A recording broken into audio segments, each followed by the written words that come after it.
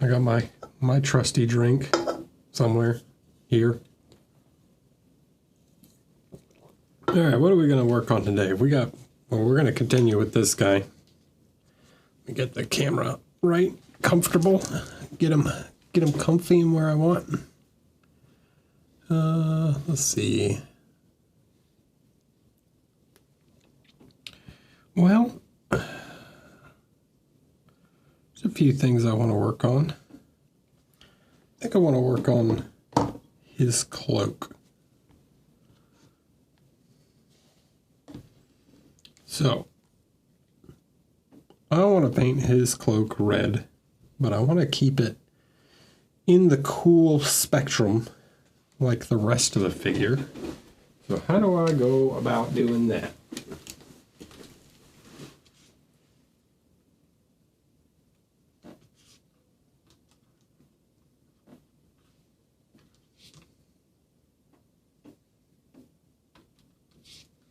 If I use a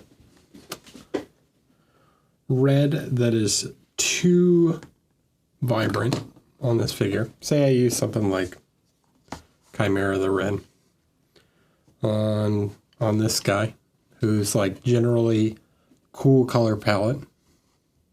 Hi everyone. It's going to stand out like a sore thumb. So I have to choose something more in like the wine red. Maybe this is like my max highlight. And then I have to go into like the purples and maybe a bit more desaturated blues and stuff. So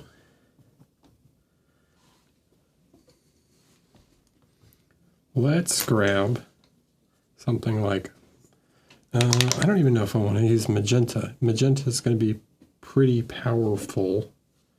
So I might use just like Prussian blue and carmine red. And then work my way up from there. Since Prussian blue, or blue, I don't know, I don't remember exactly what blue I used.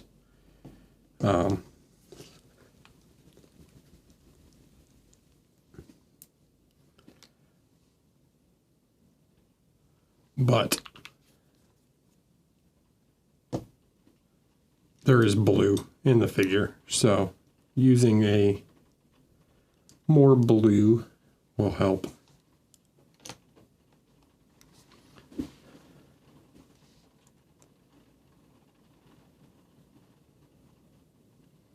The blue is really going to overpower the red, so we only need just a little bit. You can see just like from the touch of blue how dark that becomes.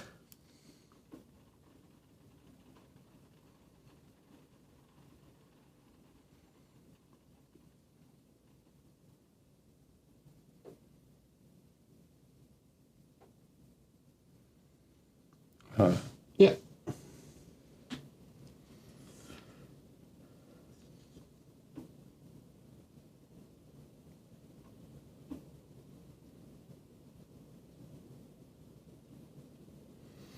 Oh, something with a little bit more coverage.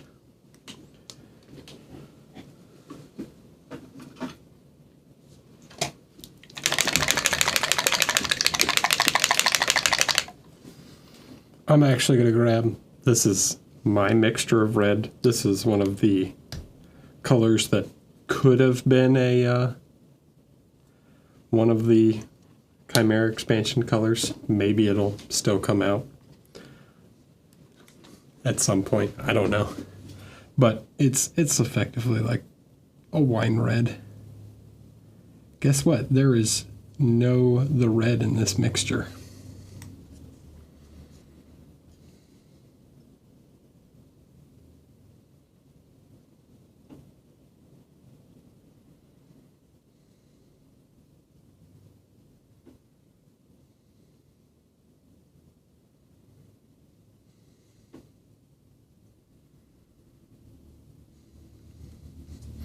Maybe one day it'll be available. But as for now, it's just for me. But you could mix your own. It's all mixed using the base sets.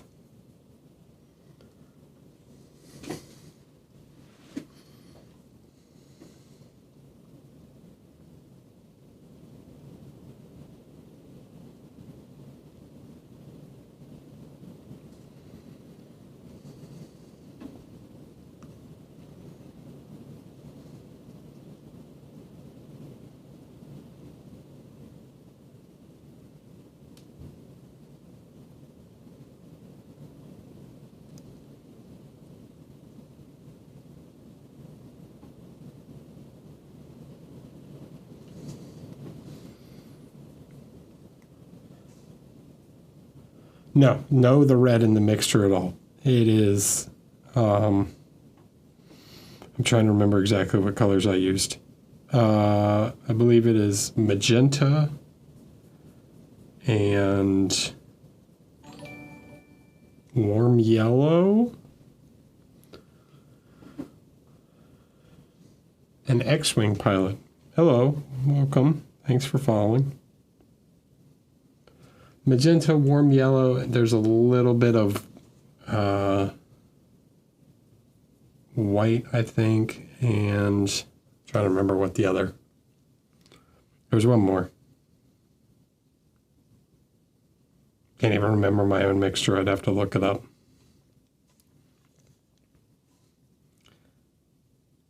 Those are the three main ones, though.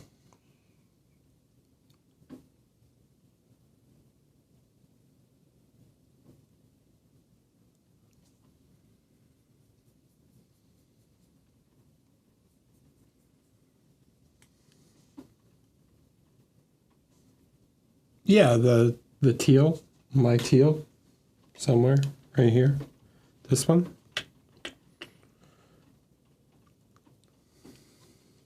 Hi, Julian. Overrated.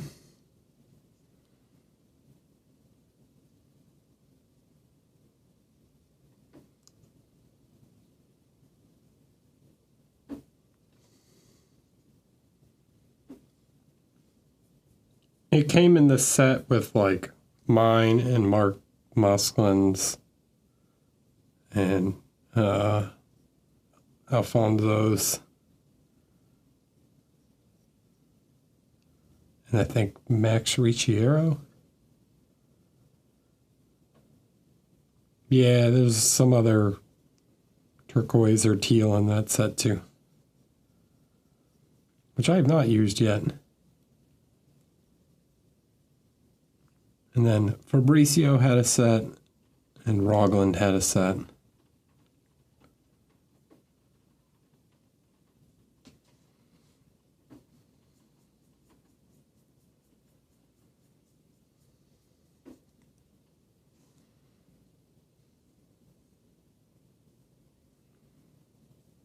And you can see it's like a very, I've mixed a little blue, which shifts it slightly purple, but the Chimera is going to be a lot stronger than the Vallejo. So you can see it turns like a nice wine red. It's not super powerful red. I don't want it to be like extremely bright red, because then it'll look really out of place in a cold environment. Only takes a little bit to read as red.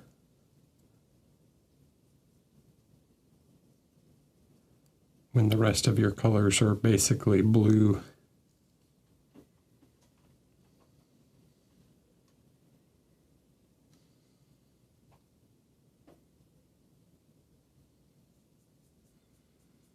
They can call soccer whatever they want.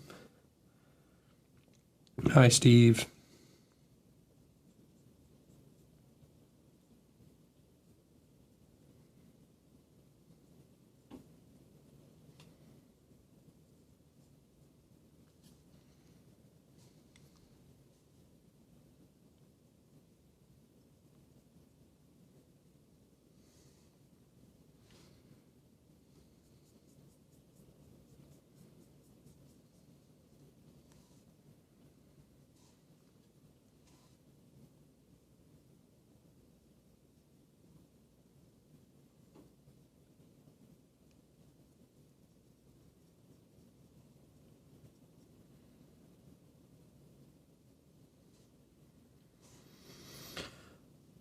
Any tips?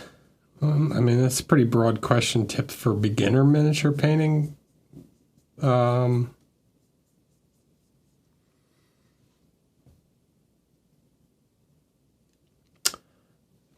Tips for beginner miniature painting. Just have fun with it. Don't try and compare yourself to like the box art or whatever. It's fine to try and like paint like the box art, but just get used to using the paints. Get comfortable with the brush. Learn about the different techniques, find what works for you, understand like what a wash is, learn like how paint consistency works, things like that. Then start to like, don't get caught up in all the like buzzwords and stuff, you know, like the fancy techniques and things.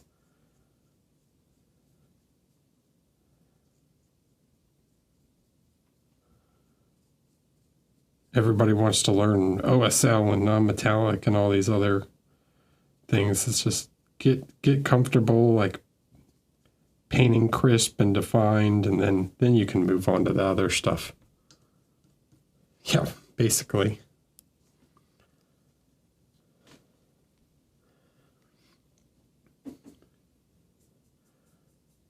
He's got a sword in his other hand, Steve.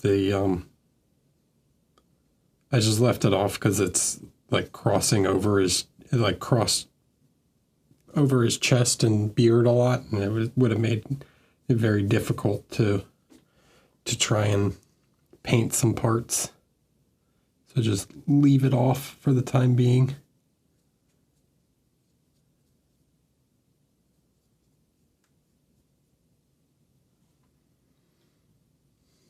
I'm good. Thank you.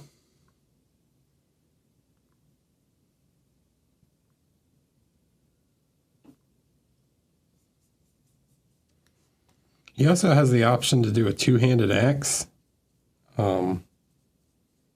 I like the dual wield better. The two-handed axe is pretty cool though.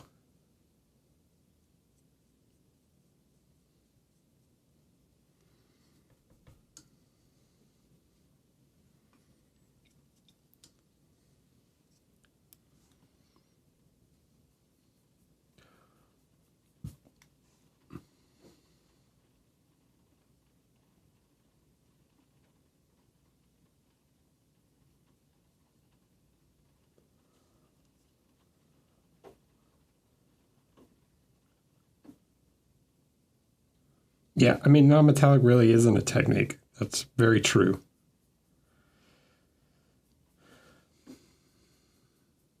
People get very caught up in the terminology and everything.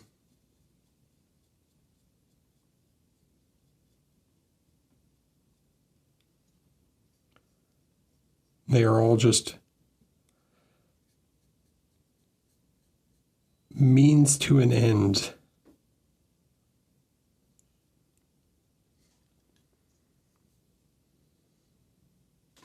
So you can see now that red, it's not like, you talk about, I'm going to time you out. You say the word snow one more time.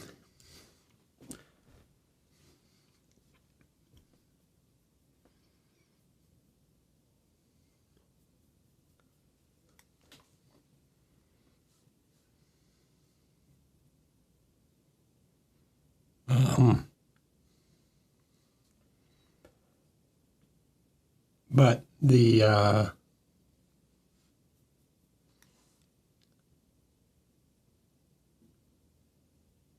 yeah, they're all just methods. So just practice whatever, you know, just practice painting, just practicing in general.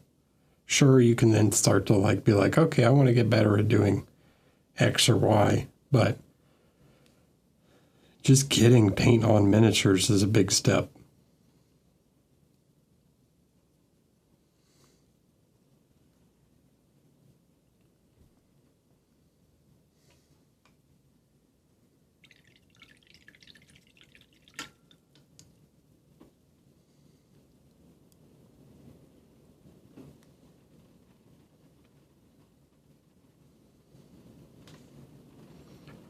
All right, that is very wet at the moment. I'm gonna let that dry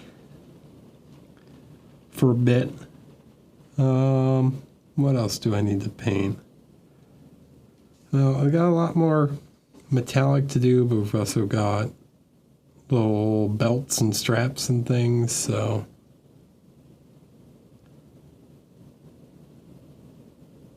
maybe we'll move on.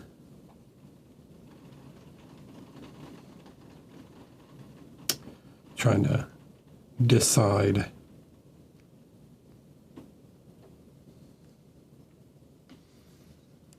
Let's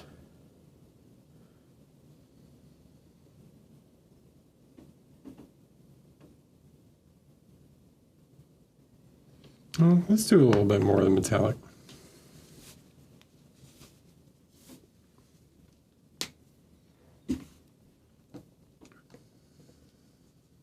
So I don't remember what colors exactly I used for the metallics. Again, it's really not that important. I do know I used Morning Sky, this one. So I used Morning Sky. I can look at this and be like, okay, I used that. There's definitely some black. It looks like there's a little blue, and then a slightly warmer color for the lights. So probably the cloudy sky and then ivory is what I'm guessing I used. So we'll just go with that.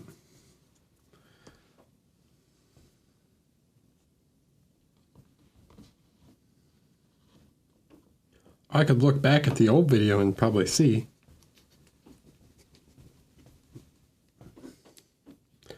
But it's good practice to, this one's the one that's like clogged up. Where's the other black? It is good practice to try and like recognize what colors you used elsewhere, you know?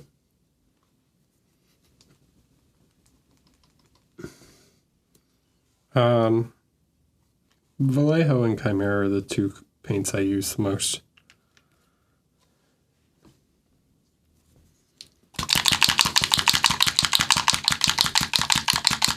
This is like a pastel blue. This is pretty like pastel blue. It doesn't quite, it's more like a pastel turquoise, but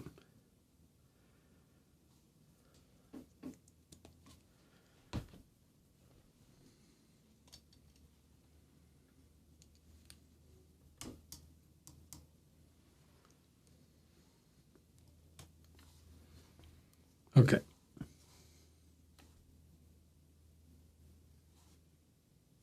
Just a bit of that blue in the black.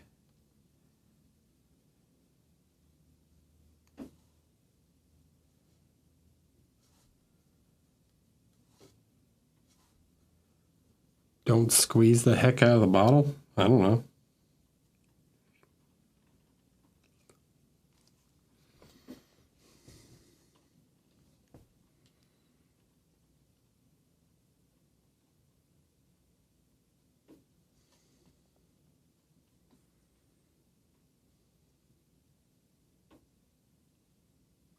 So here's the, well, probably the best thing to do is just go watch Ricardo's YouTube videos, like on the Chimera YouTube, to learn more about like how they work. But the most important thing to know about them is that they are pure pigment, so they have a lot of the paints like will not cover the same as how you normally expect. Like Vallejo paints contain a lot of white in them to give them coverage, so that when you paint them over top of the figure, they cover the color that you would expect. But if you paint like phthalo blue over top of black, it's just going to be dark. You have to mix white into it to give it coverage. Hi, Ethan.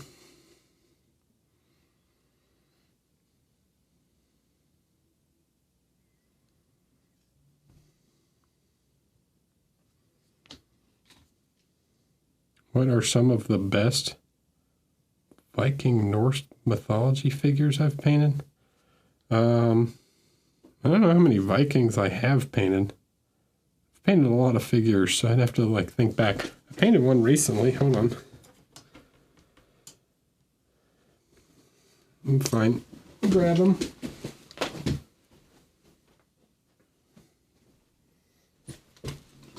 I painted this guy not pretty recently. He is from Aradia Miniatures, sculpted by Joaquin Palacios.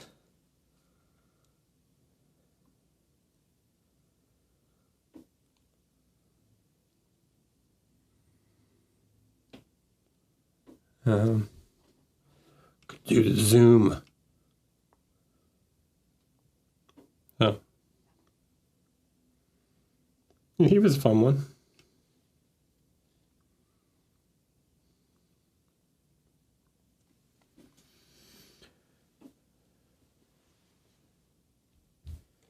Probably painted more orcs than Vikings.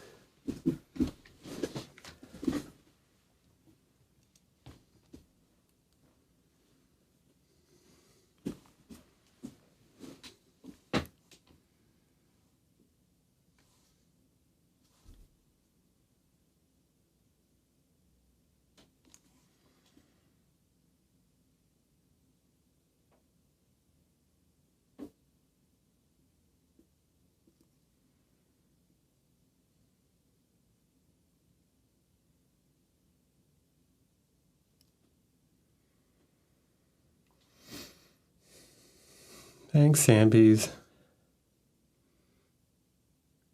He's probably my favorite too.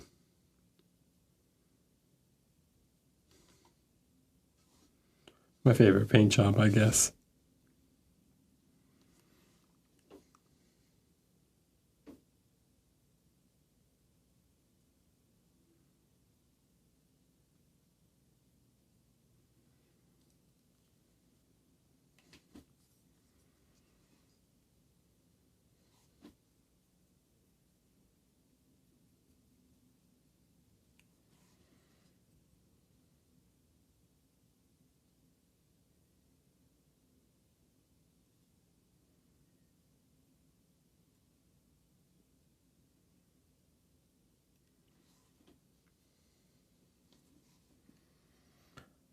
I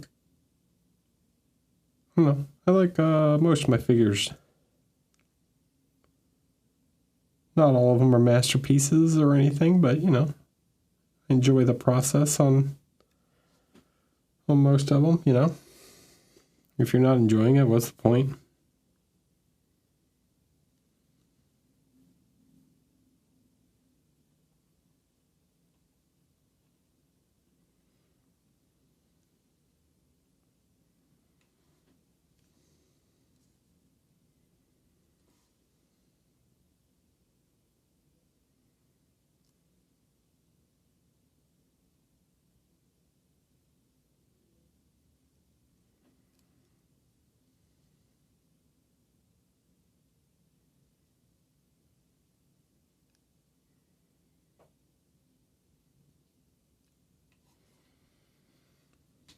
Enjoy what you paint.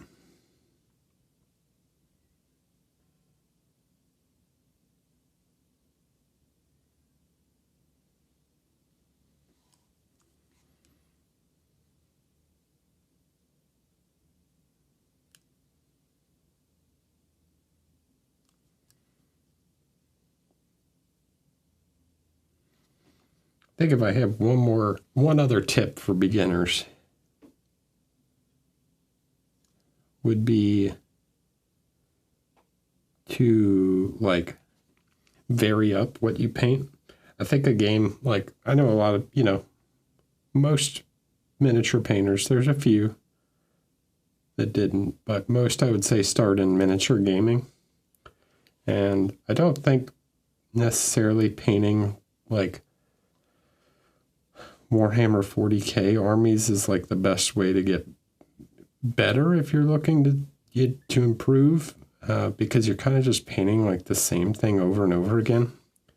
Or like a game like Marvel Crisis Protocol or something, you get the opportunity to paint like a lot of different stuff. So I think that would be another tip, is to like paint different subject matters.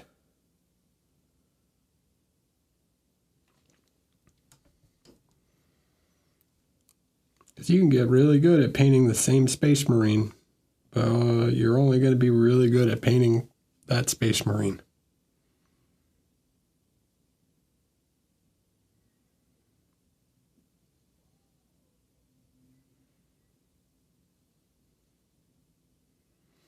Like, I've seen some people that could paint the heck out of a Necron, and then when they go to paint like a bust or something, they don't know what they're doing, because they've never painted a face before.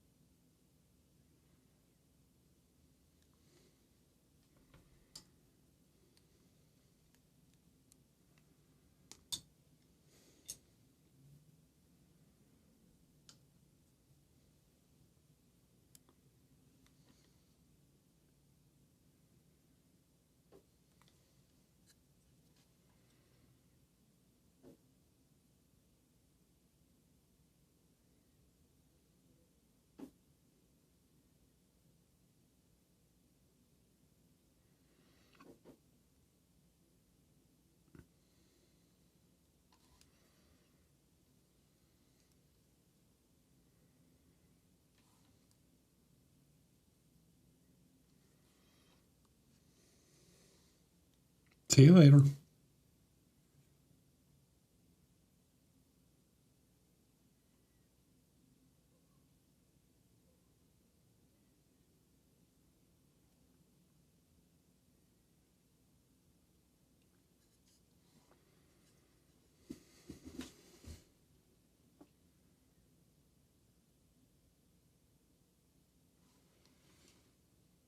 All right.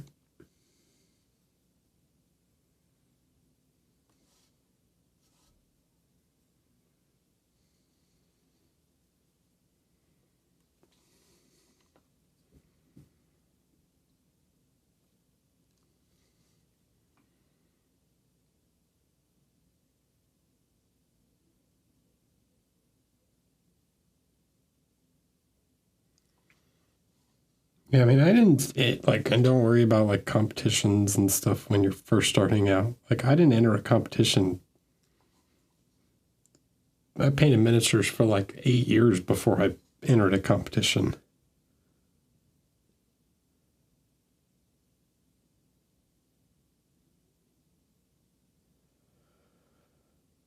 Not that I think there's anything wrong with entering a painting competition, just like,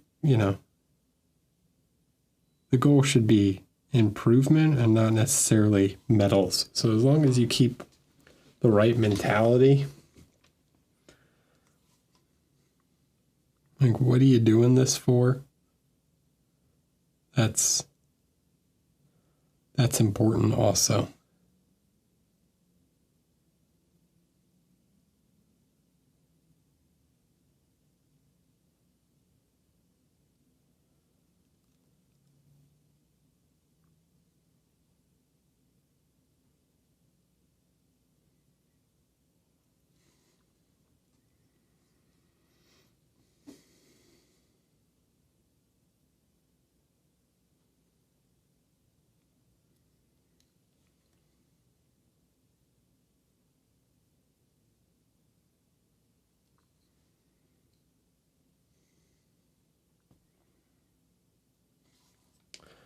Yeah, but ice fishing, like, if you're not a fan of it, then, if you're not enjoying it,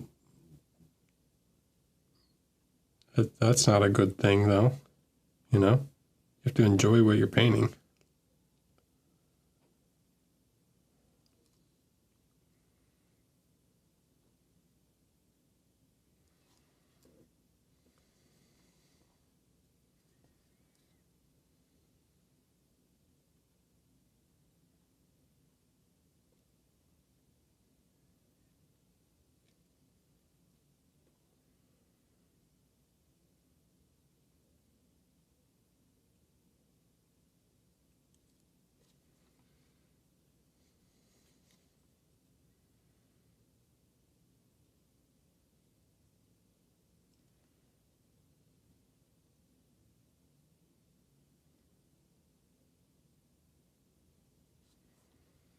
I personally don't really have, like, hi Tui.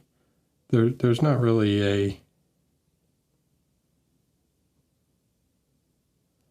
any kind of miniature that I dislike painting. There's subject matter that I enjoy more than others, but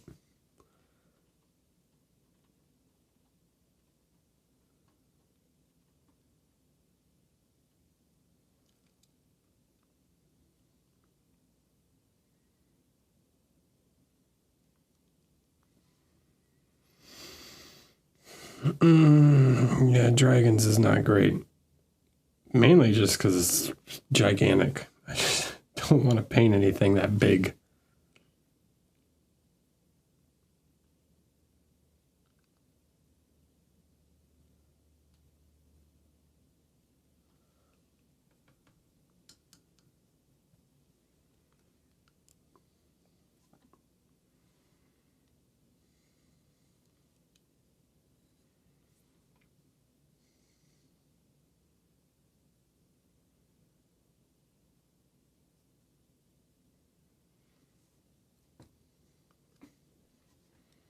There are elements to miniatures that I don't enjoy painting.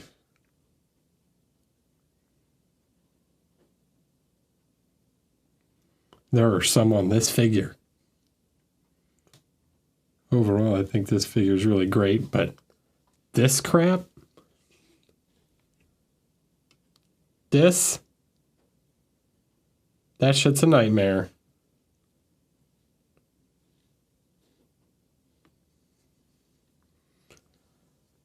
I would not paint that. I would probably enjoy painting that L, but I would not pick that project as like a fun project, like to do. It's just too massive. It's too big of a time commitment to me. Like,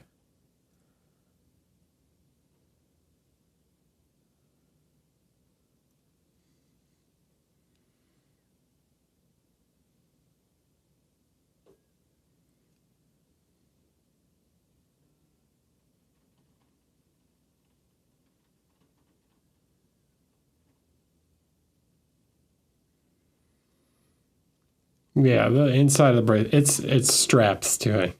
It's just like 8 billion little belts and crap. It's annoying. They're very popular to do on figures, and I find them super frustrating to paint.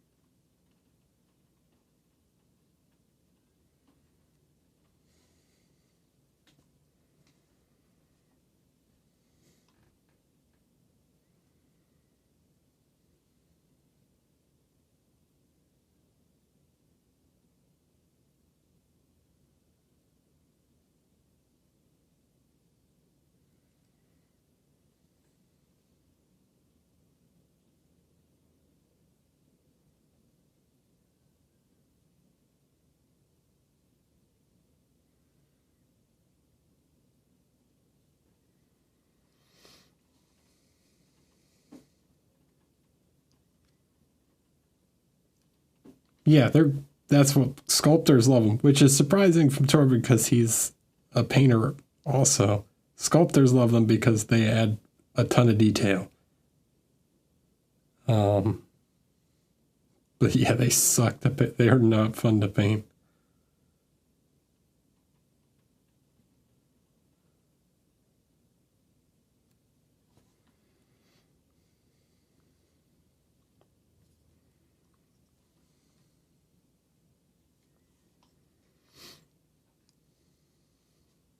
My daughter wants me to go all in for her birthday on the Marvel United Kickstarter Season 3.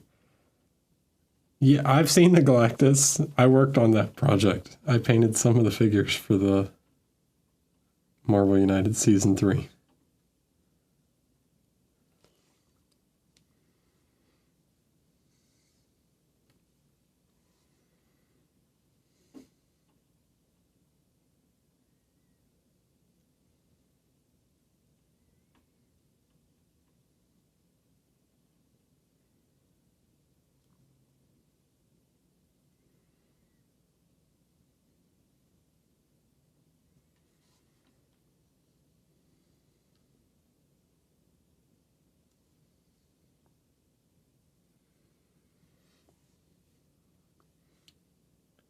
I'm not going to say which ones I painted right now because I don't know the order in which everything is like being released on stretch goals and everything, so.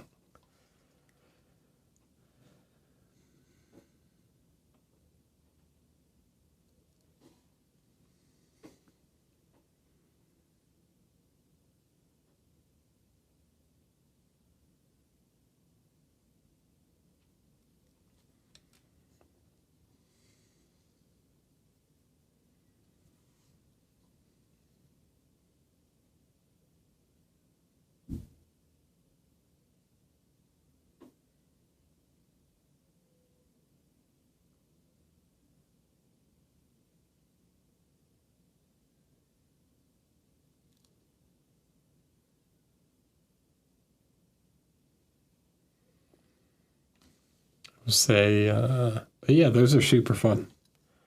It's really fun to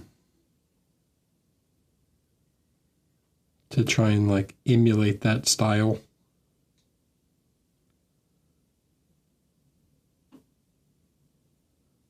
They have a very specific look to the box arts, and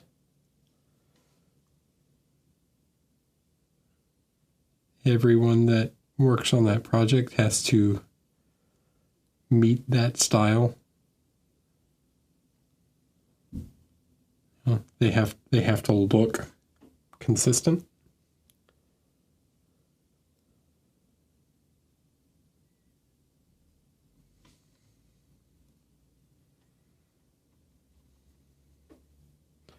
I think belts can create some really cool dynamics because of the different weight and material properties, like the new bust that Africa Mirror sculpted with all the belt and cloth around the hips. It's great, but buckles shouldn't be used as filter or filler. Yeah. Like belts like around his waist and stuff, that's fine. Like, and belts that hold like armor on. When it's just like wrapping, he's got it too.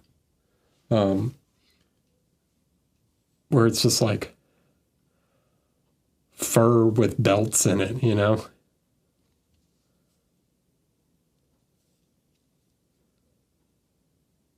Okay, that's not as bad, but like his waist, where it's just like 6 belts layered on top of each other, that's just a pain in the ass.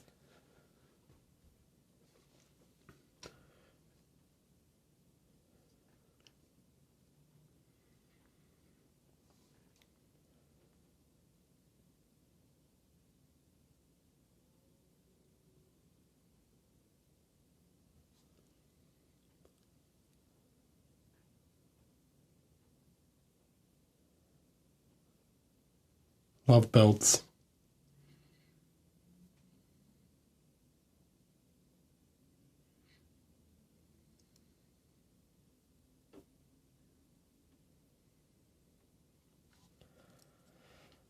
Feathers, and another one. Feathers can either be super fun to paint or miserable depending on how they're sculpted.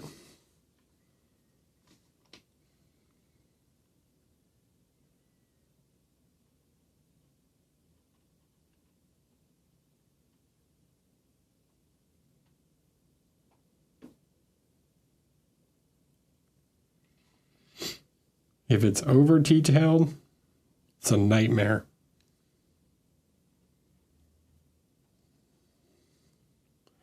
I need to paint. I'm gonna go ahead and just throw some on these. I'm gonna just say these are metallic. I don't know if they are or if they're something else, but we're just gonna go with their metal.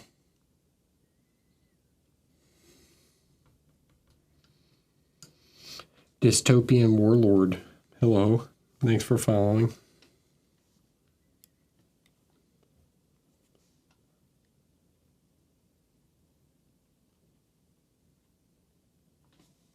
I don't print miniatures, no.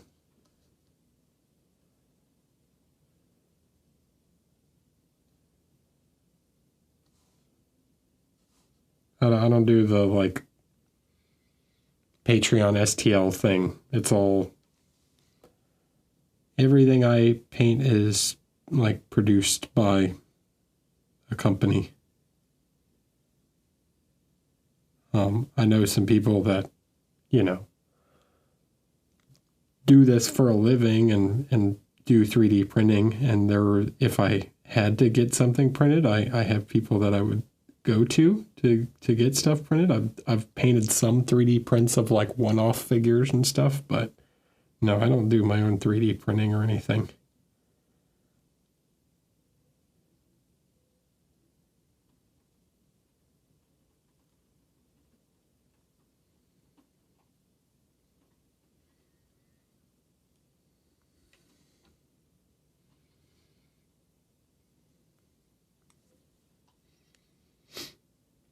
I once painted a monodrome figure for D&D for a mini of that scale. I just painted white and then dry brushed them. Wait, you painted them white, then dry brushed them black? Or the other way around?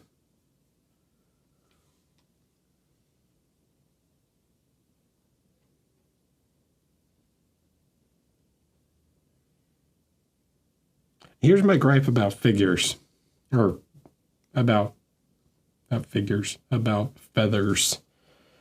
Feathers, if you've ever held a feather, they're like perfectly smooth. So a full-scale feather is smooth. The little veins, the ridges in a feather are like super, super tiny. Now shrink that to 1/24th of its scale, and they should basically be like non-existent.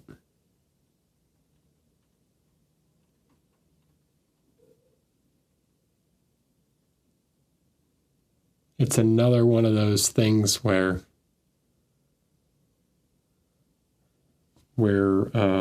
sculptors like want to add more detail where specifically on feather, it's really not needed.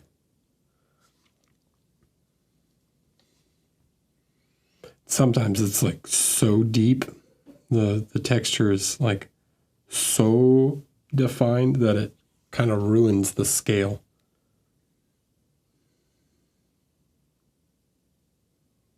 Like take for example this.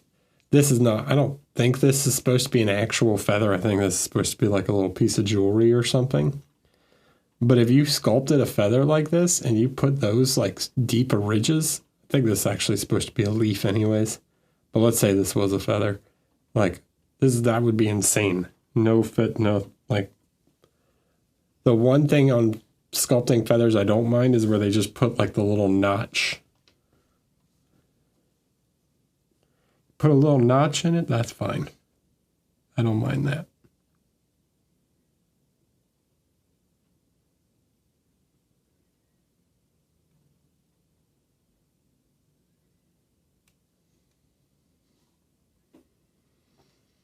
No, not just the center line, like the center line's there. That's different. That's like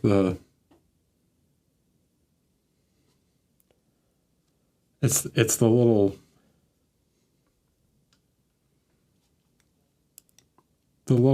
detail along like the edge or along the plume itself. Dude, you can throw out some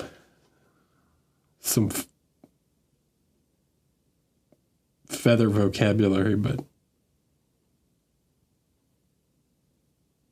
I'm no biologist.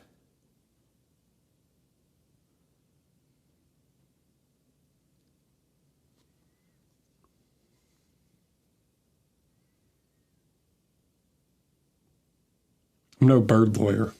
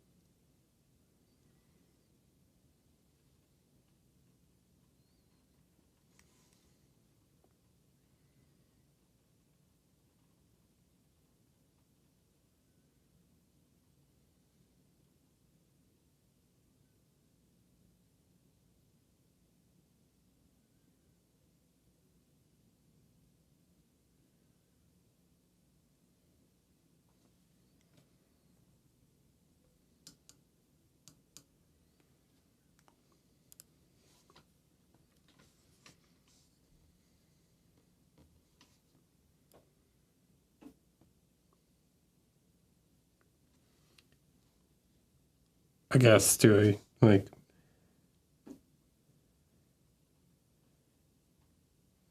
you're not wrong. Like, I guess if you want to just like sculpt some texture to throw some contrast paint on it and call it a day, then that's fine. I don't like it though.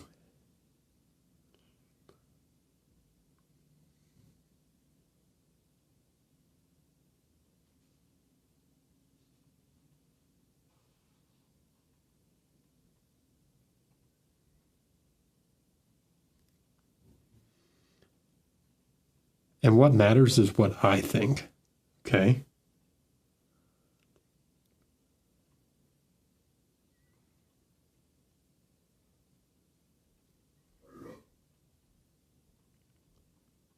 That's sarcasm for anybody that didn't get that.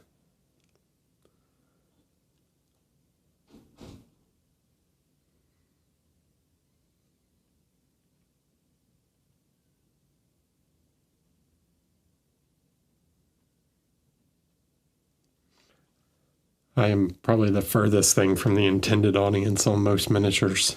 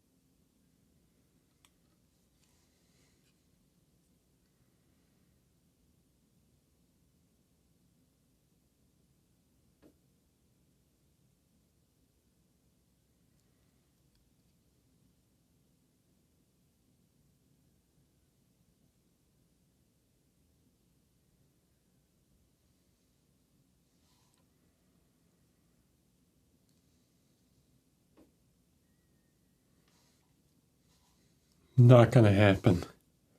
No way. You will not catch me painting any Reaper Bones figures. I'll do the dip method. Anybody remember that? Nobody talks about that anymore. The quick shade, just like dip it in Minwax. Give it a shake. When Slap Chop took over the dip and spin.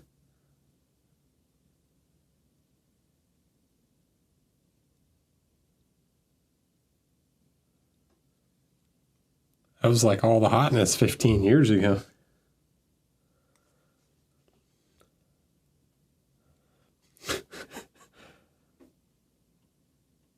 First thing I said to it is, you gotta have fun when you're painting. That sounds more like torture.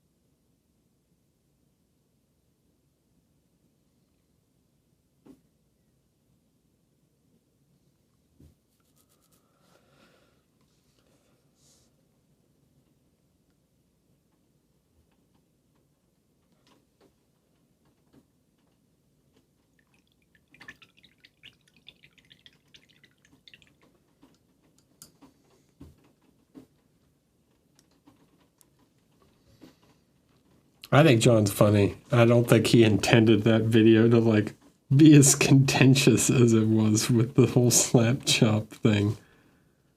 I don't think that was ever his idea, was to be like, I'm gonna make the internet mad. We're gonna get all the neckbeards fired up about slap chop. Really, I couldn't give a damn what you call all your weird techniques. Call it Hong Kong Fooey, whatever.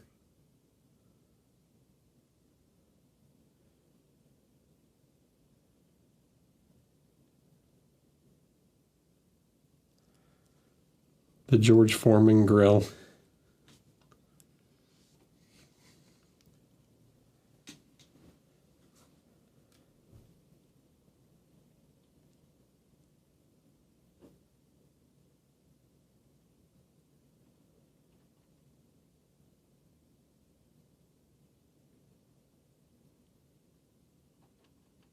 I didn't say it has to be casual fun. I enjoy a challenge. A challenging miniature is fun.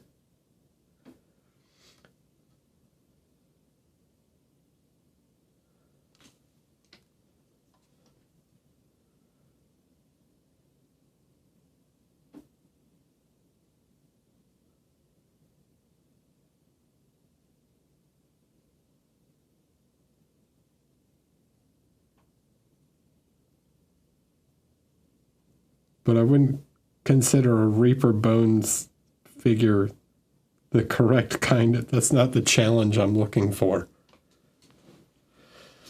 I don't want the challenge of make a crappy figure look good.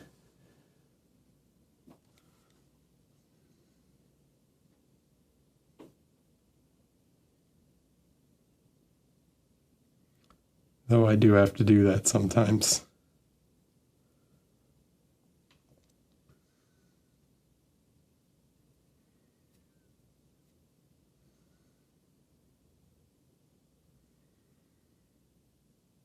Sorry, Reaper. I think your figures are, let me clarify, because they're good dudes. And I think the Reaper Bones is a great line of figures for D&D players who want to get a bunch of miniatures for really good value for their D&D game or whatever. But they are, as a figure painter, they would not be the figures that I would be reaching for.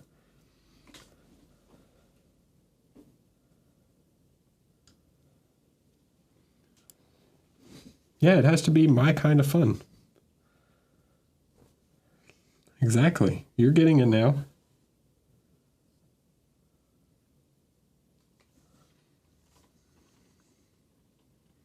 And again, I don't think that they're, as far as the Bones figures or whatever are concerned, I don't think painters are the market.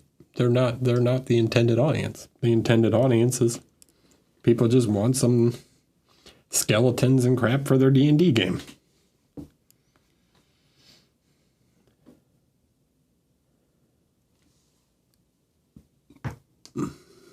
Makes sense.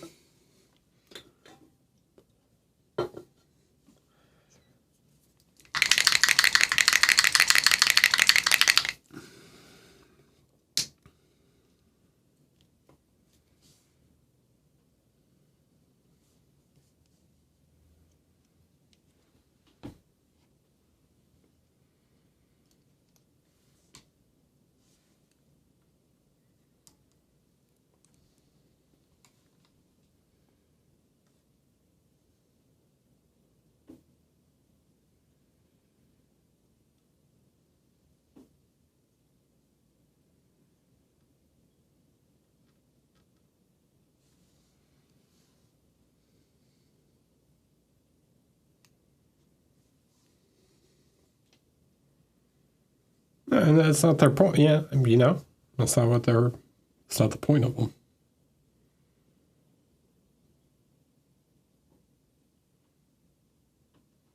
I think they could make decent figures for basing materials.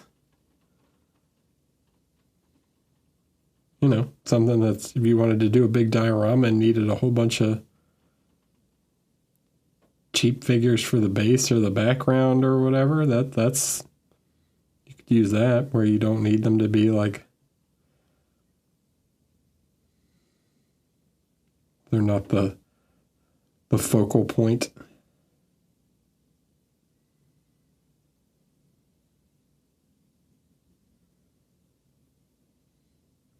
They did a big like Kraken model. I used the ship, the like wrecked ship from it on one of my figures once.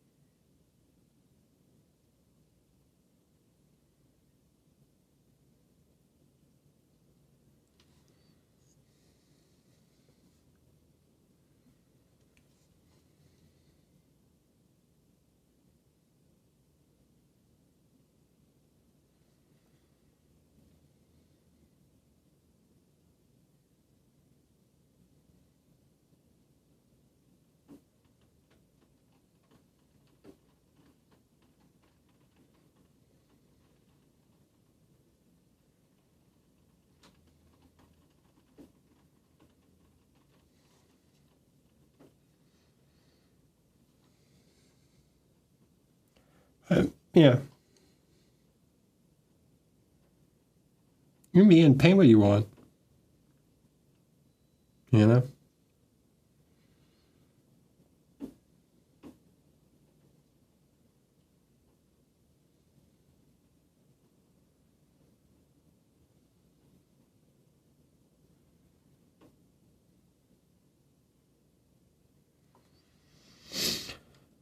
It's your hobby, it's your time.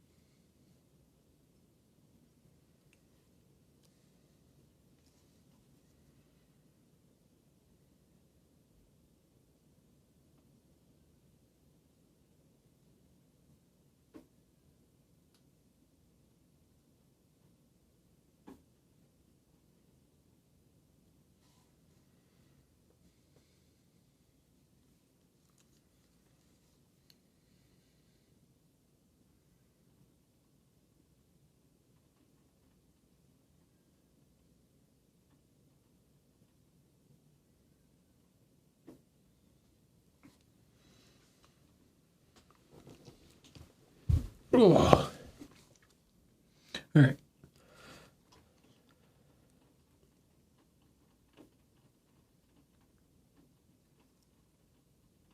I don't know. Let me poll the audience.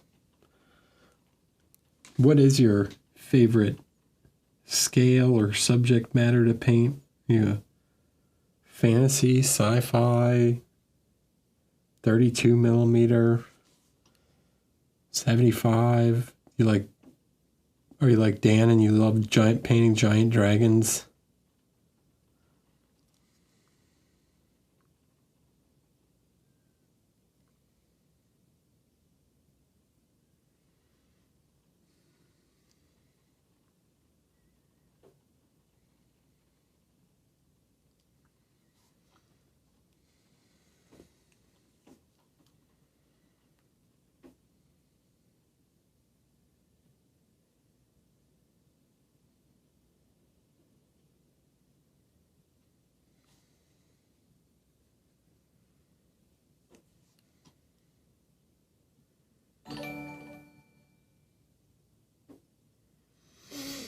Thanks for the prime, overrated.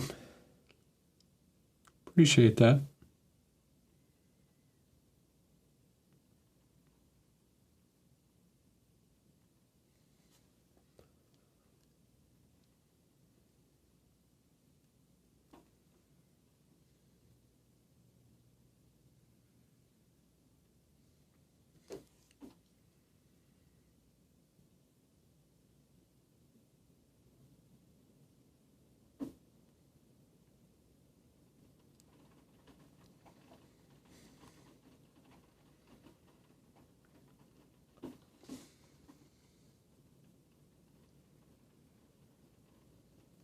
My two favorite things to paint.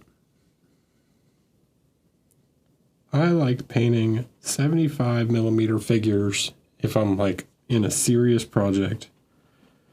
And then I like painting academic busts if I'm like want to do something more casual for fun. Thanks, Drumner, for the follow. Hello.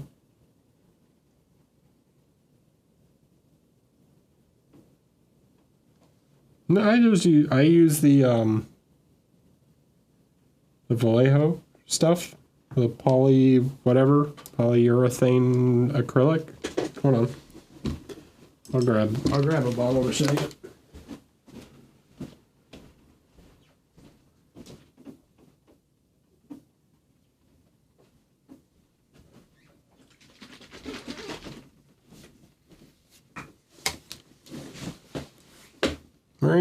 This guy, acrylic polyurethane surface primer, Imprimación.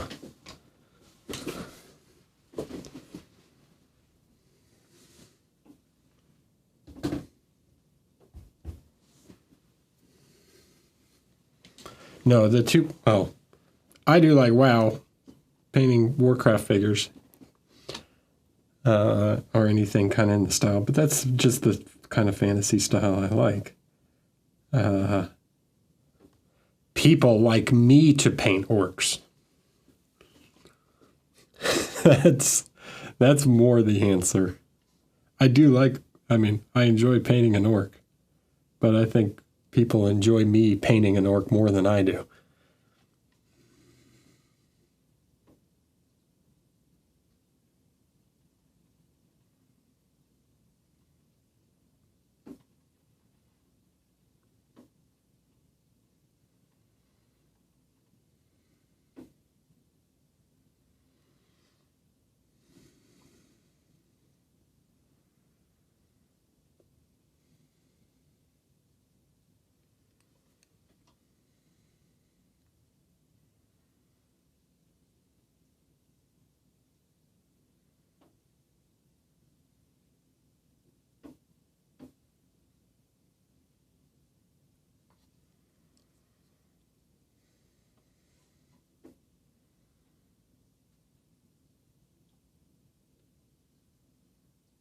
Mm.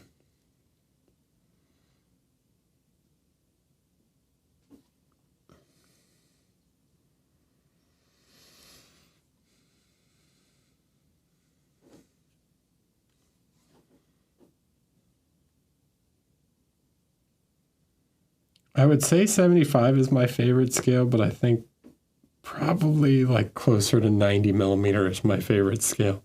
I think like 90 millimeters is the sweet spot. Just a bit bigger than 75. It depends on the manufacturer though, like, right? Like this guy is a true 75 millimeter. He's a true 70. He's actually maybe a bit bigger than 75. He's probably closer to like a 85, maybe 8, somewhere 82. Like he's pretty large character.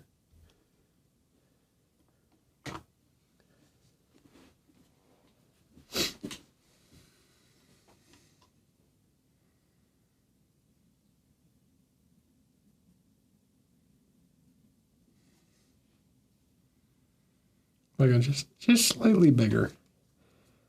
Sabine Potato, thanks for following.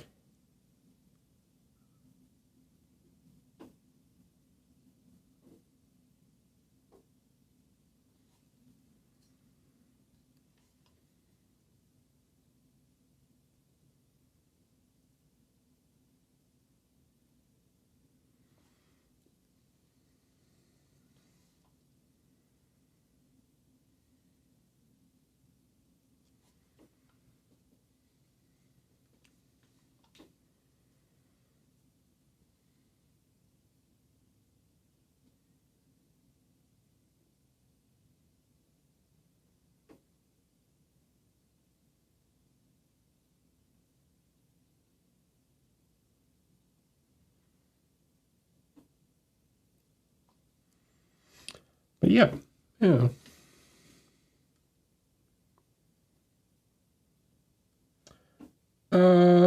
Yeah, larger figures are definitely better, I would say, for like learning to paint volumes, and you can be like a bit more realistic on certain materials, textures, and things like that.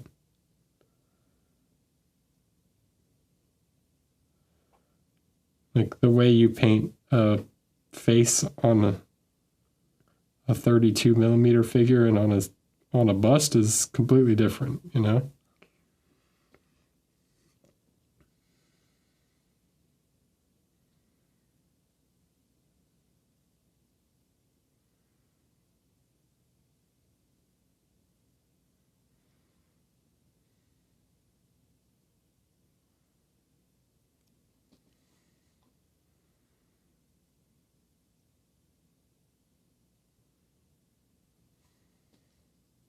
I just realized I didn't do that shoulder at all either. Whoop.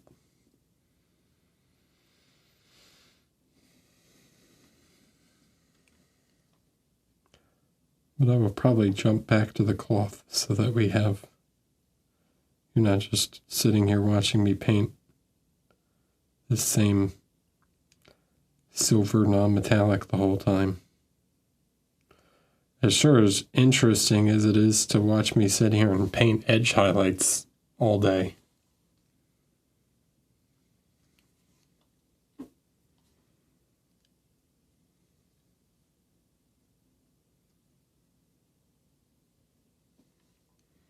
You just throw if the danger is too much surface, you just slap all the freehand on it.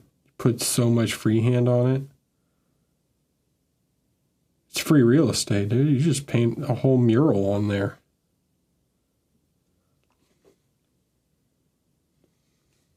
With that medieval tapestry.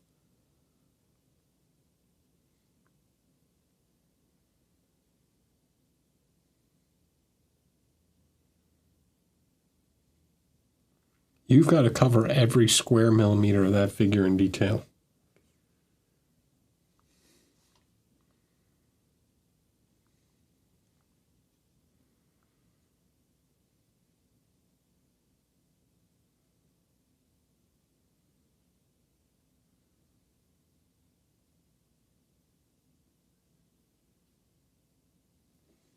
Yep, that cape better look like the roof of the Sistine Chapel when you're done.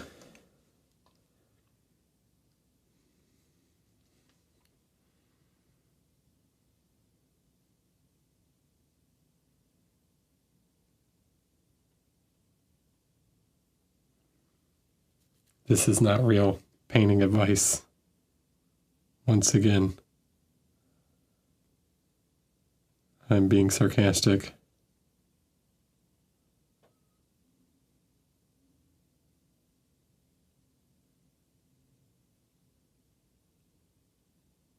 Do not cover your entire figure in gaudy freehand.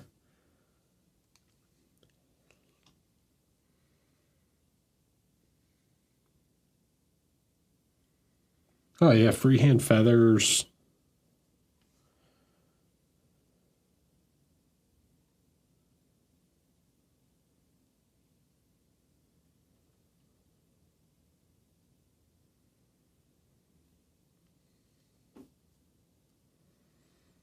I actually tried to give him a face tattoo. I tried giving him one on his head, on like his temple, and I just didn't like it.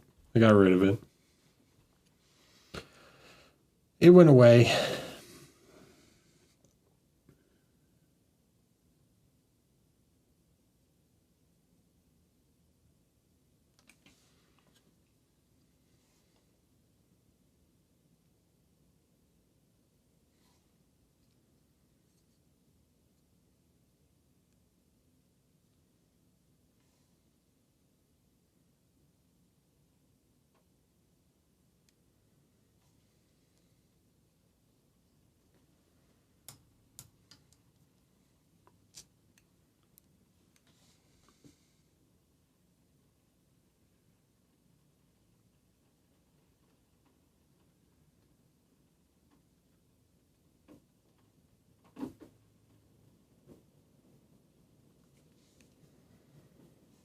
All right.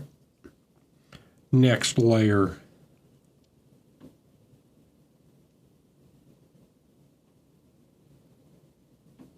Try and do this. Try and do this fast.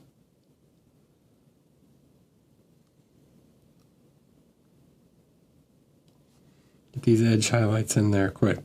So this one facing away, see this one back here? This one should be brighter because it's facing the viewer. The edge that faces the viewer gets more light.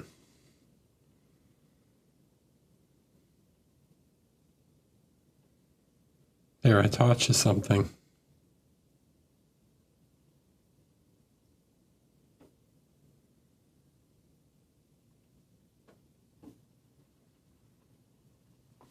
Now you guys can't complain that I never taught you anything.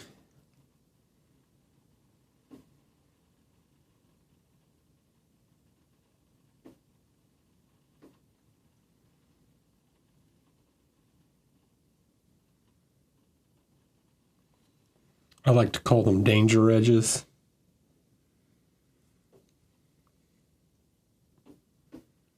They're the edges of the non-metallic that if you ran your face into the miniature, they would, hit you, as opposed to the ones that face away from you. Don't get as bright of an edge highlight. Or sometimes no edge highlight at all.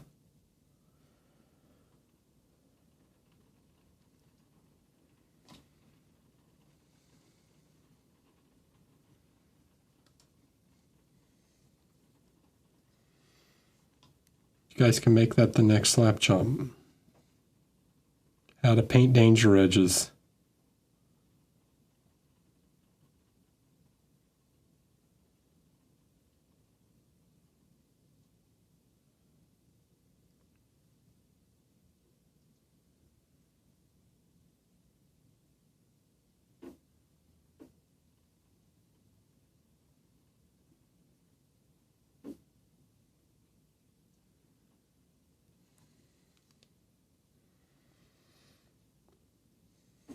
Drive some more internet people nuts.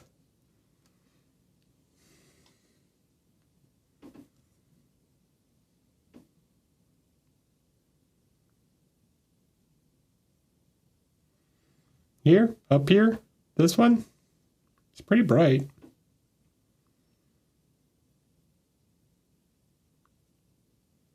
He's got little like belts and stuff that I got to get in there too. So there's going to be like, see these two little belts, I got to paint those. So there's a little extra details still there that I got to get in, and that'll add a little more light on that. I have a plan.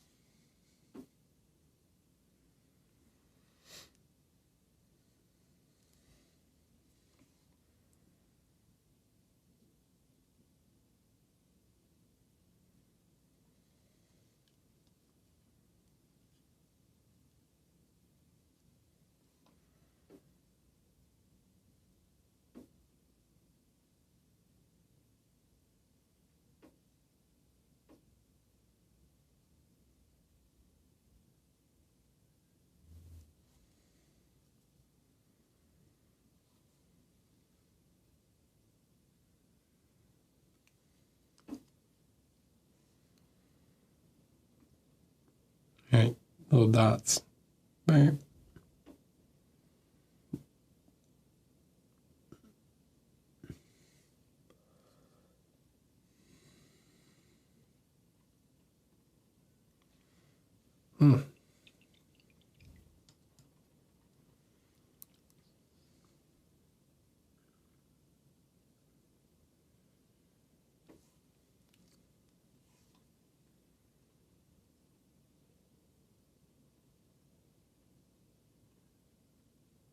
Yeah, it's too thick, but whatever.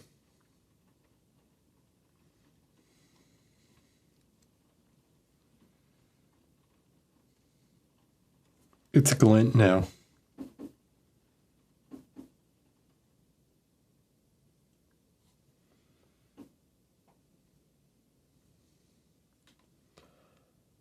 See you then.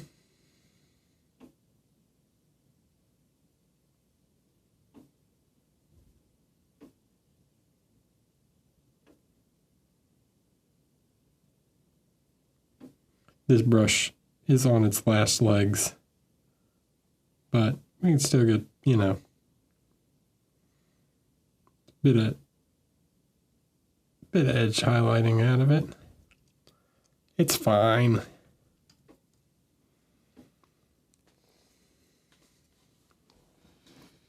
This brush spent many an hour painting a torn.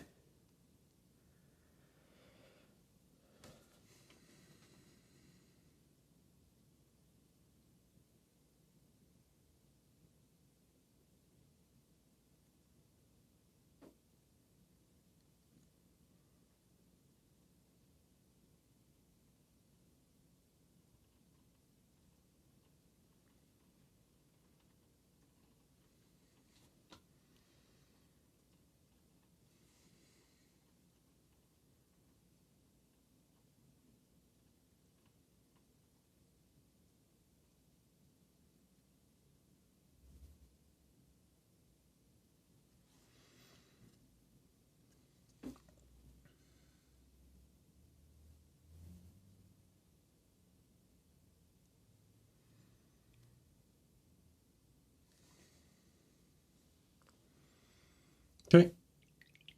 Now I would do one more layer of highlights. They don't need to be as bright as these up here, but just a couple little spots to really knock it up, you know, get a super shiny, very shiny. But I'm gonna go smoke real quick and grab a drink. So I will be back. Don't you think some collectors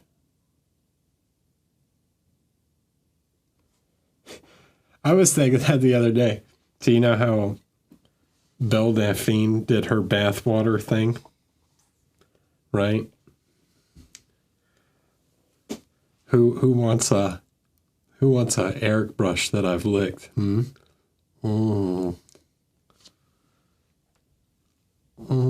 guys want to buy this brush? Do it as sexy as possible. Welcome to my ASMR stream where I lick brushes. You could also have this brush.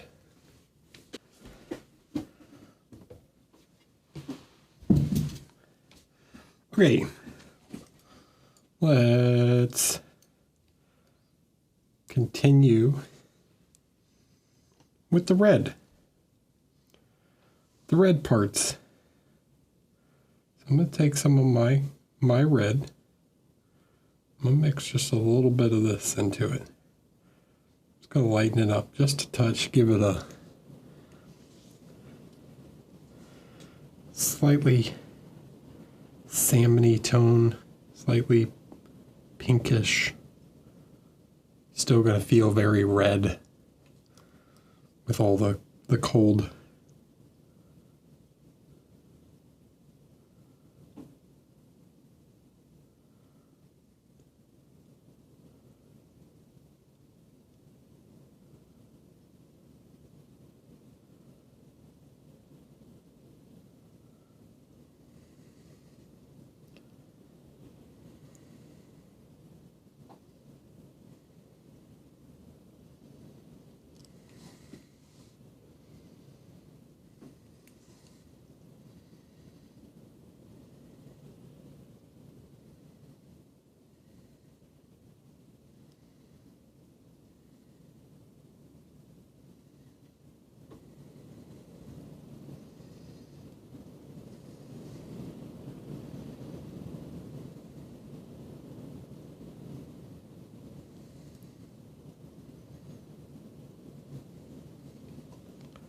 Hey, just enough like that. Just want to give it that little splash of red, you know. I could even take a little of the carmine red if I want slightly more reddish feeling. Put just a touch of that on top. I gotta fix that one scale, but I'll get back to that.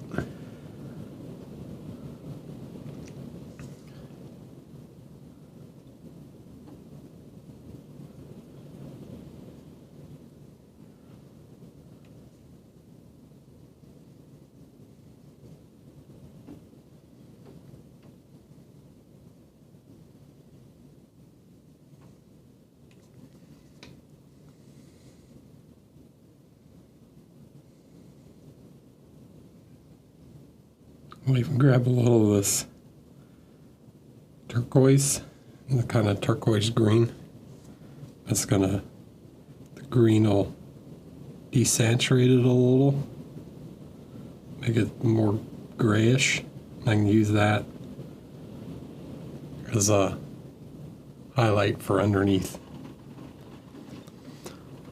Get some of that bounce light, so warmer on the top, a little warmer red on the top, more gray on the bottom.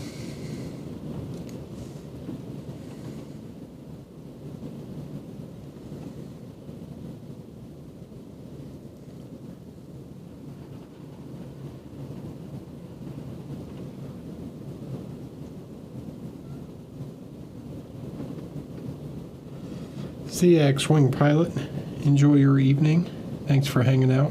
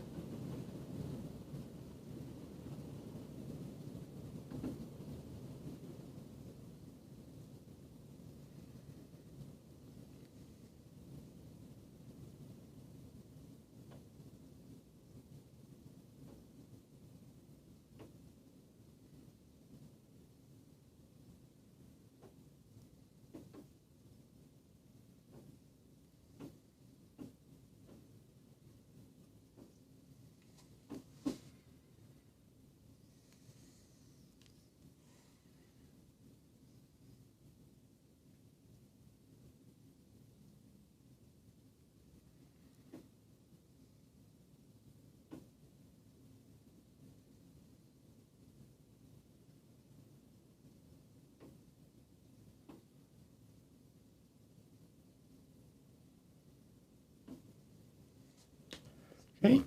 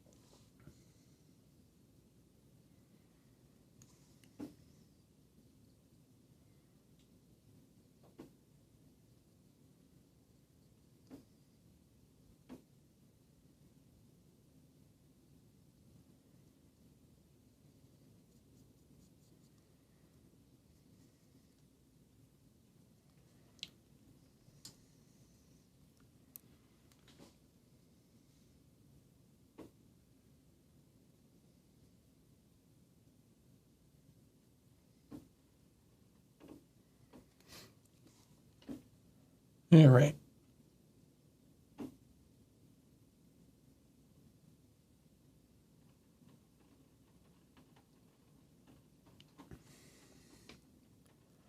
Make sure we get some of those shapes right. You can see here, so you can see the light, how the light kind of shows me where the volumes of the cape are. So I am going to paint in some of the recesses, because this is where light would reach.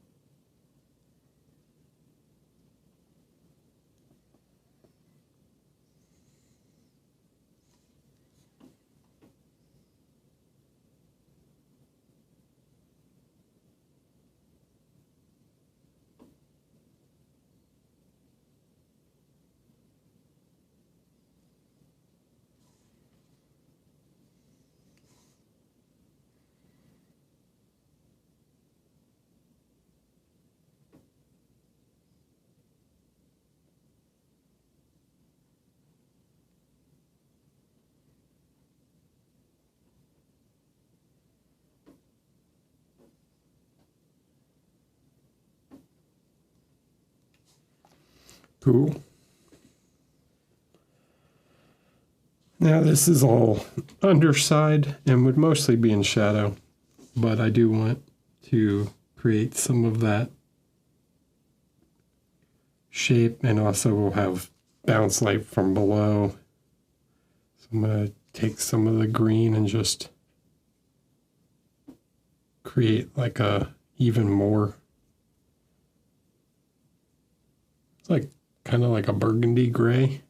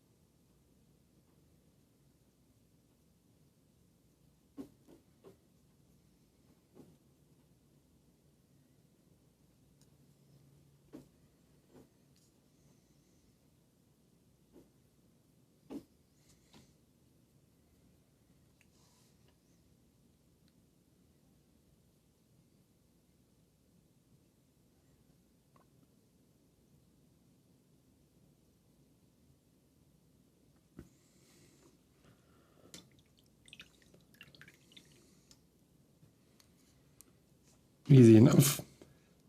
All right. Yeah, some more with the carmine.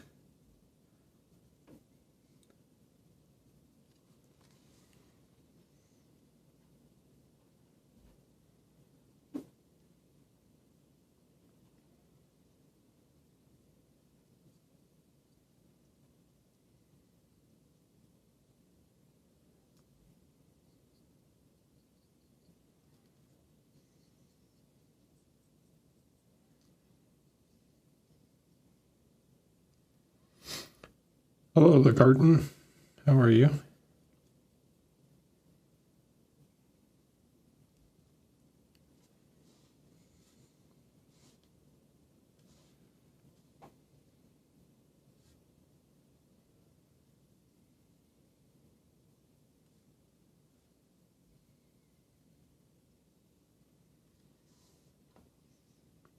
I'm good.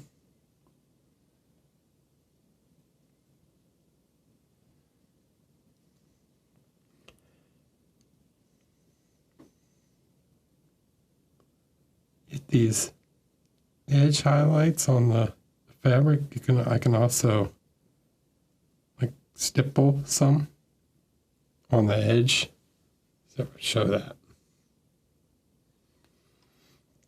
This is pretty beat up fabric, right? So using a little stippling, a light on the edge makes the fabric look kind of worn. I can even add a little extra.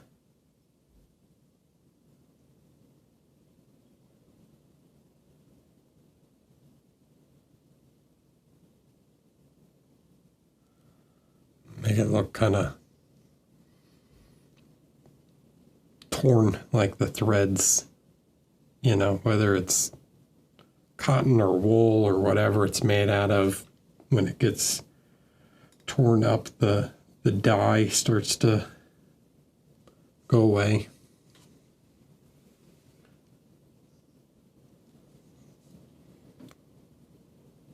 That's why they pay me the big bucks, garden.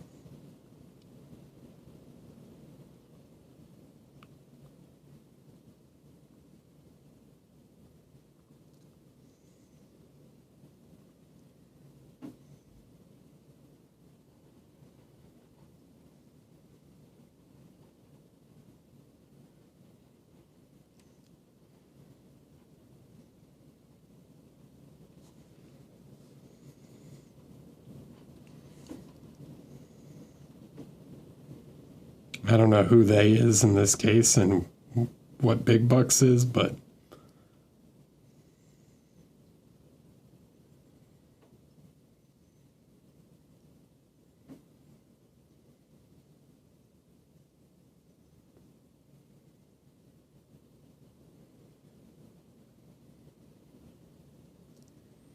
okay, something like that.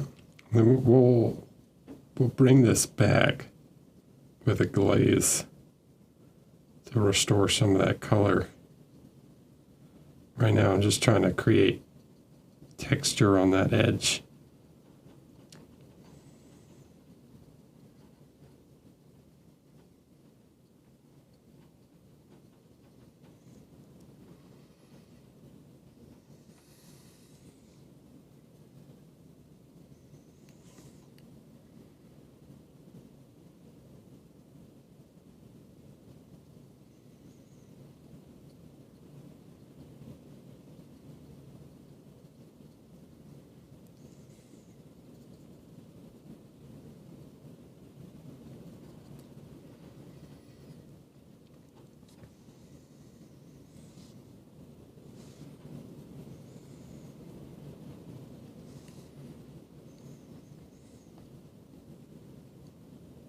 So probably glaze first, and then I'll do another layer after of the same thing that's like smaller, a more controlled edge highlight, you know. So I'll tone this back and then redefine the edge.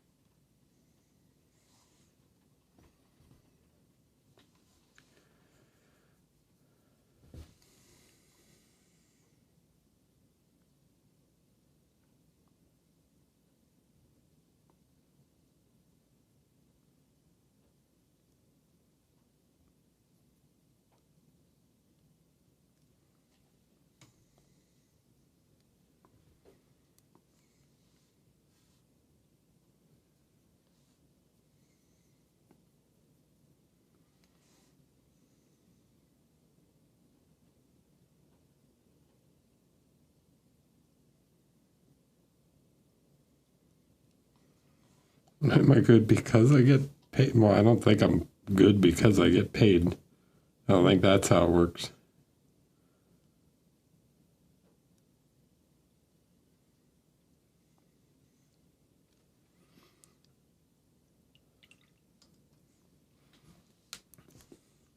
Okay. Now I take this carmine red and make like a glaze out of it. He definitely could be bad and still get paid.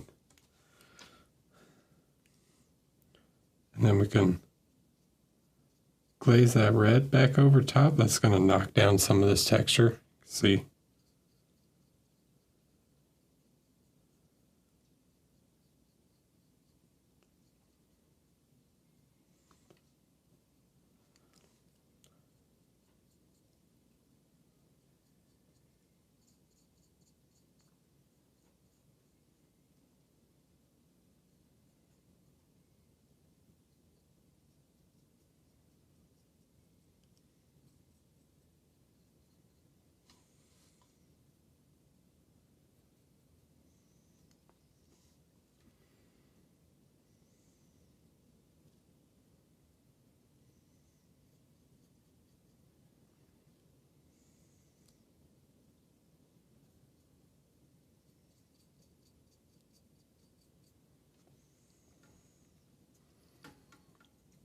Makes that more subtle.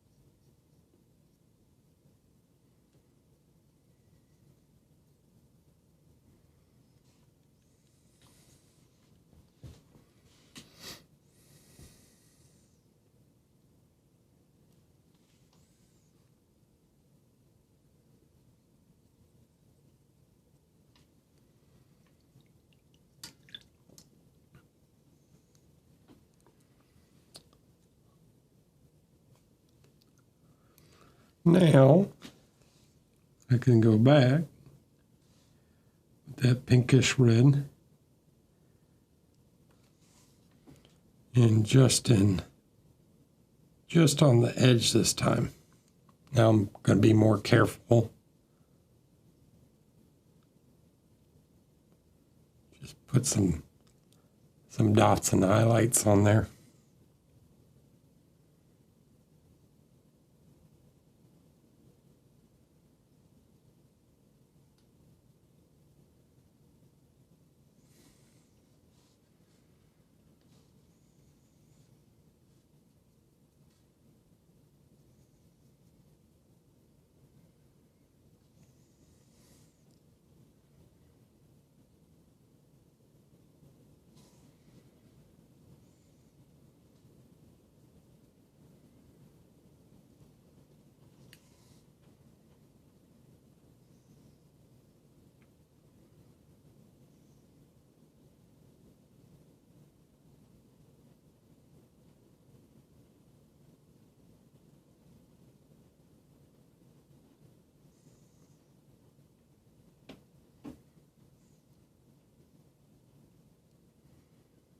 The real question is, why are you watching Twitch in VR?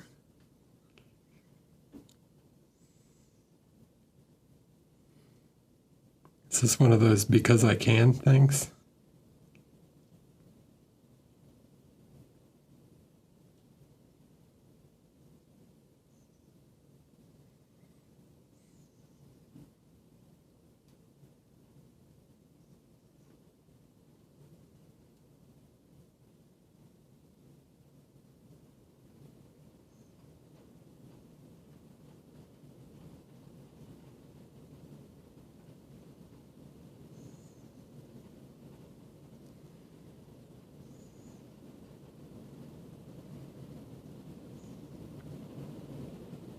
Seems like more effort.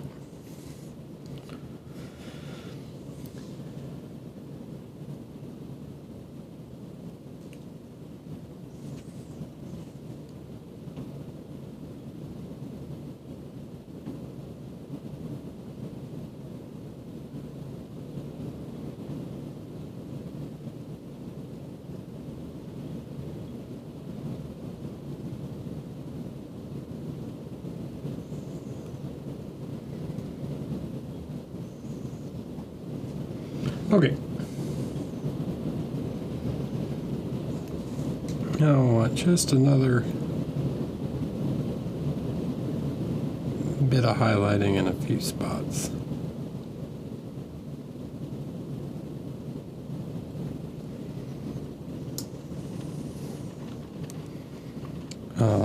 Actually, instead of highlighting it, I'm going to tone a couple things back a little bit.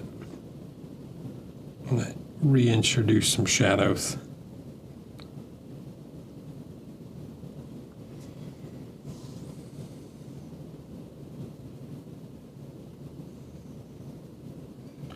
Get some of that blue back in there.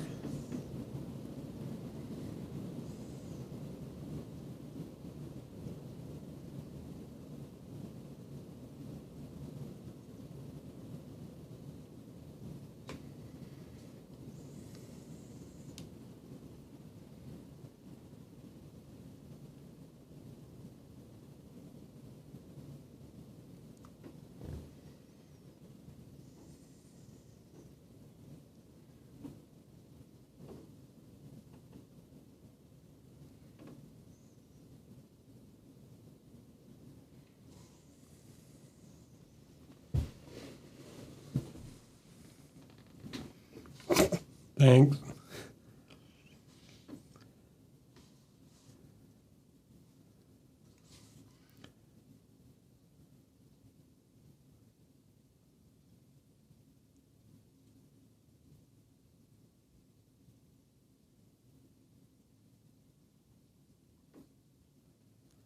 Okay.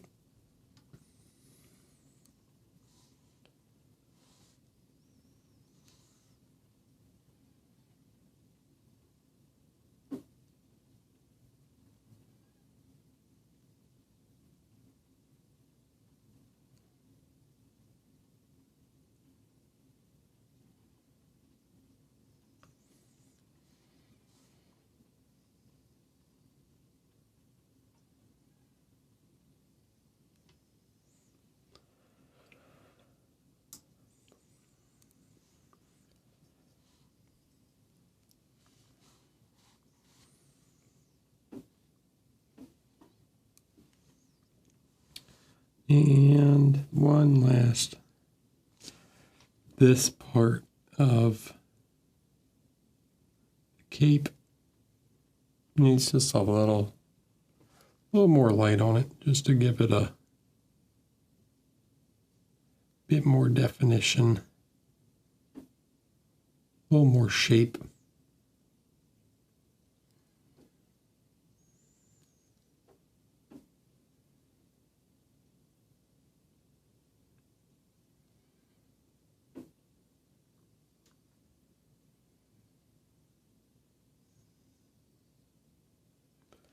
Cape, scarf, I don't know what you call it.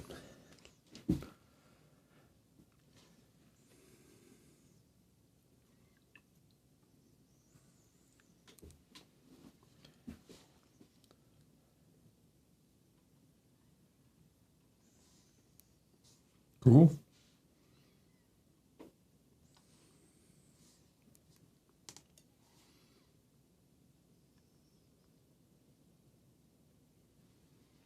All right. Now, need to do the metallic on this shoulder pad, that vambrace, or I could move on to doing some of the leather. Let's do some black leather.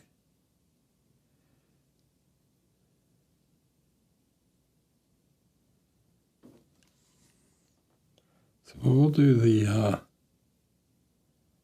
chaps. I guess these are called chaps. The boot says like a black leather.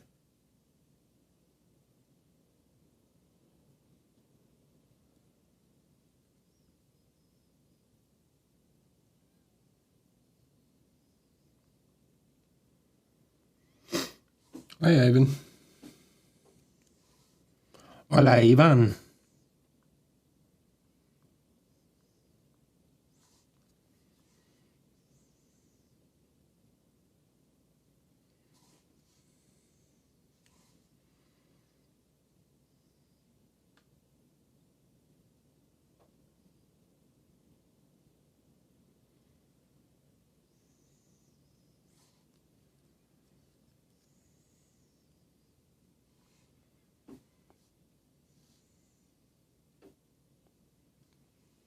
Thanks.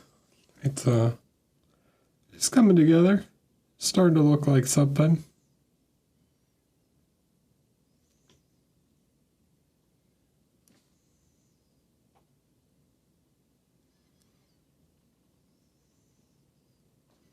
Kind of jumping around and not be boring.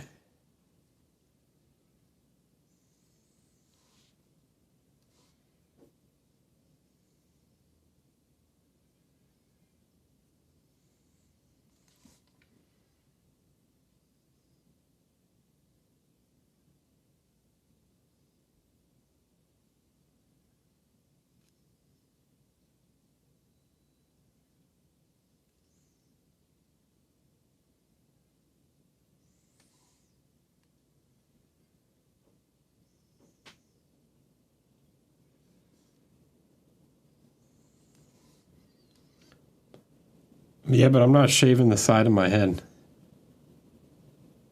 My hair's also not that. I couldn't do my hair that long.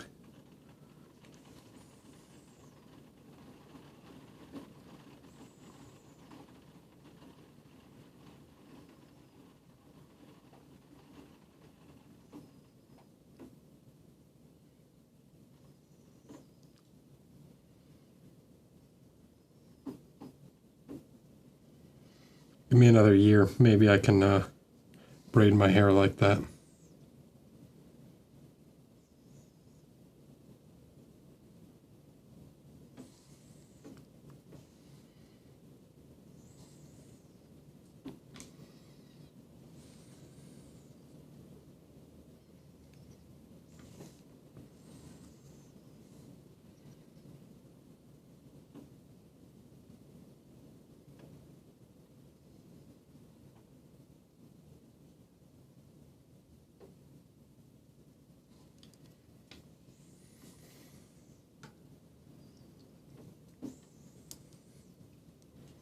Okay, now to do the black leather, basically going to do it very similar to the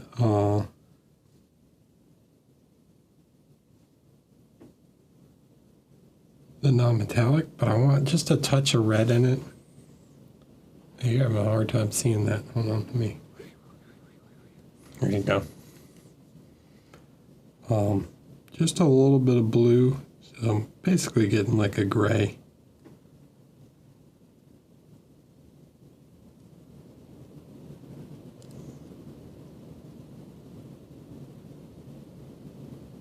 I gotta paint the tops of all these folds.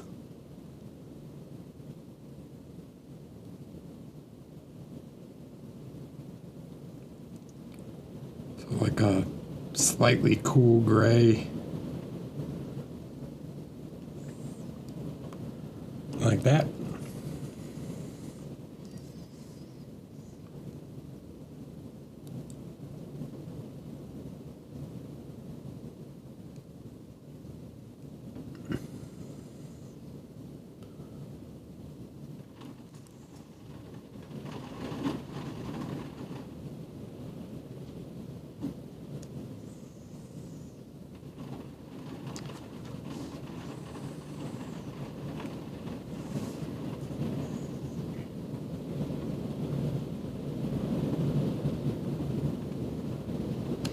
It is pouring outside. Can you guys hear that?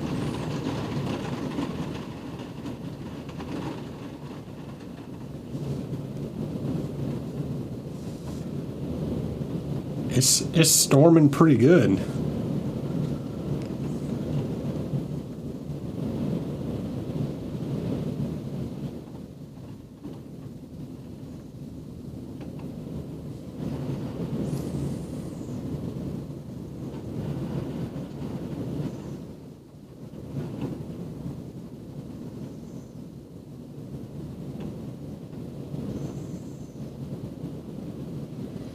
It's a good day for staying inside and painting.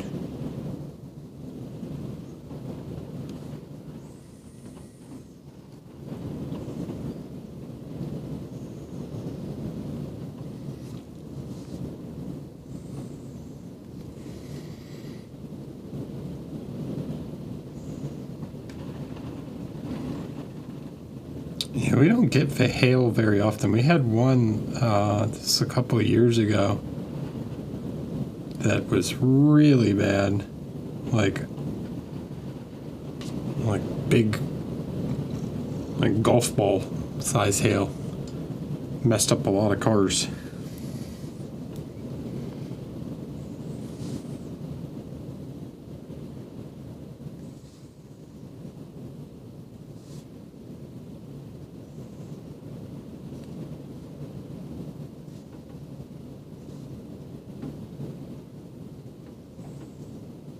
Okay, now I'm going to add just a little bit of this off white. Now I want small little highlights inside of those gray lights.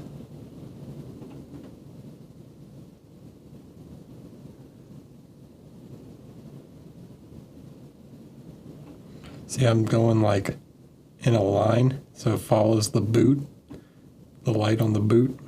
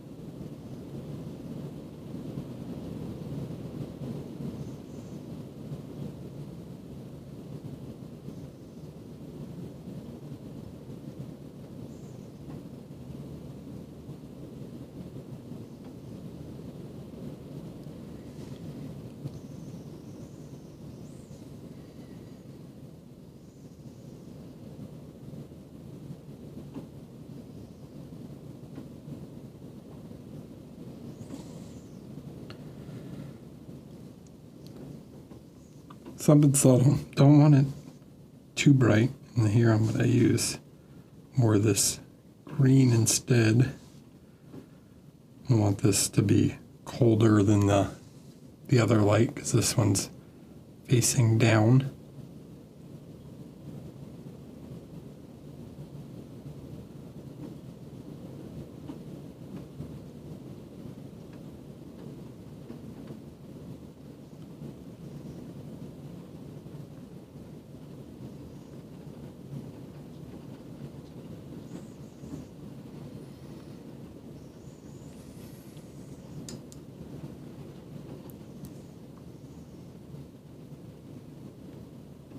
I could take a little of that blue, just glaze back over top to blend it in and make it a little more subtle.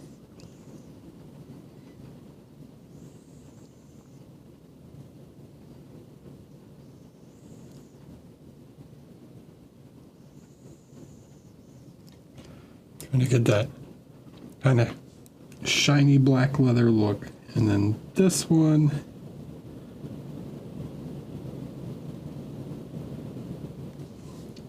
I want to be quite shiny. So I'm going to add one more small little layer of light to this.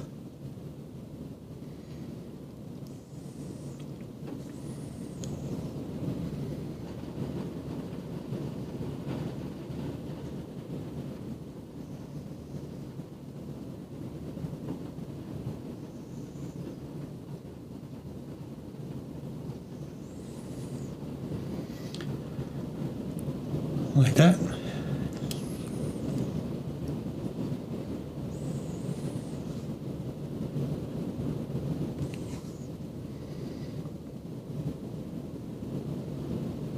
Fix that scale I got red on earlier.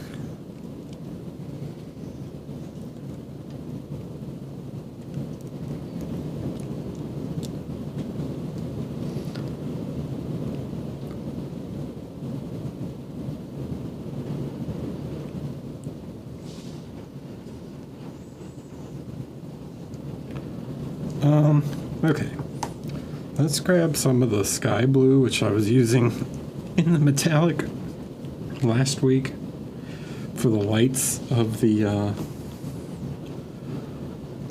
doing warm side, cold side. So warm side from the front, kind of cold light from the back.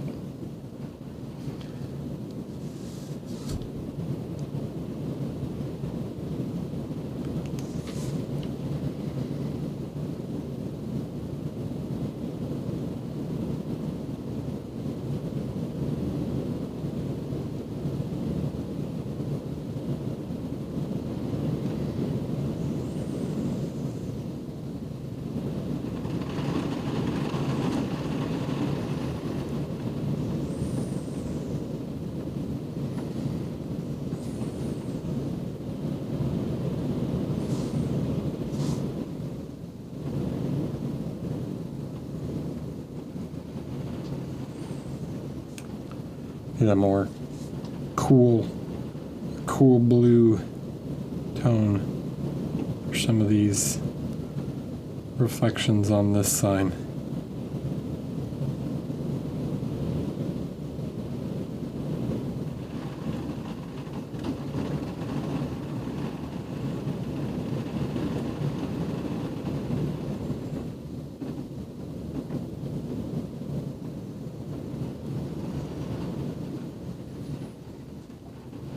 I want that kind of ice. I want that little bit of icy blue look to it.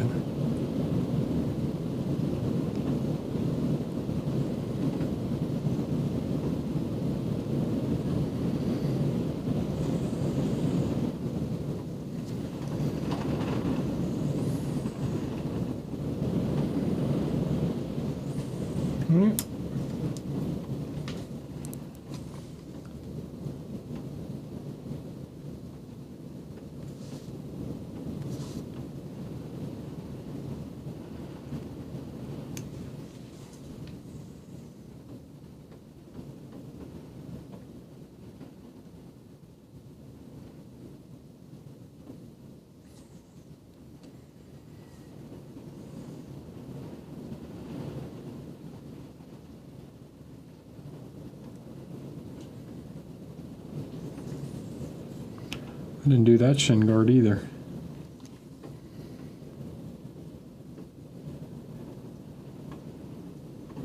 But these are just little bits of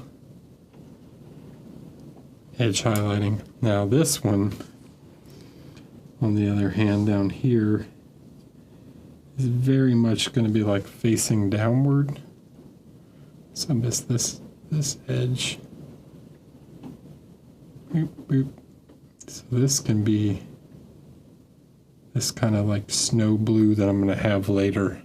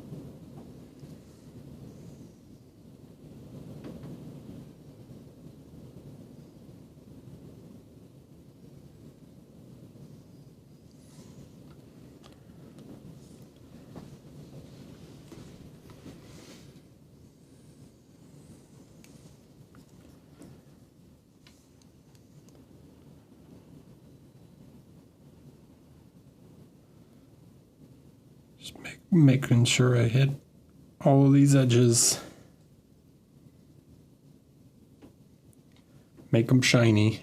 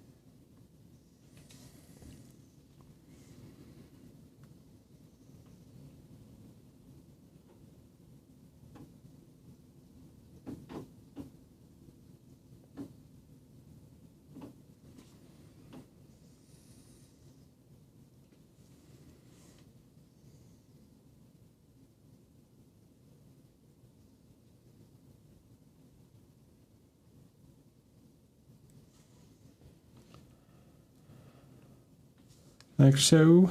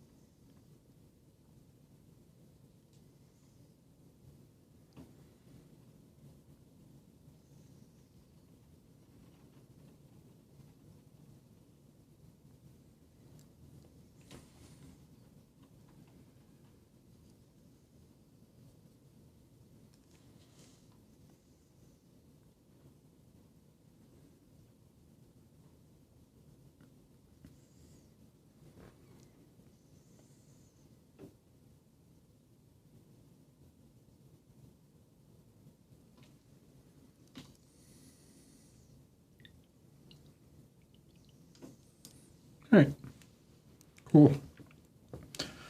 What's left? What's left? What we got?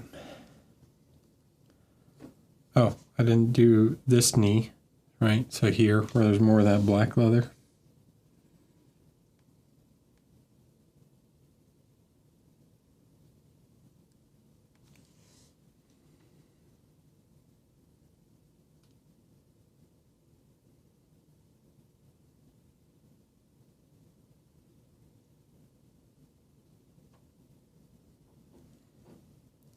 All right, put the, let that dry. Add a touch more black. Just blend it out real quick. Then we can do the next layer.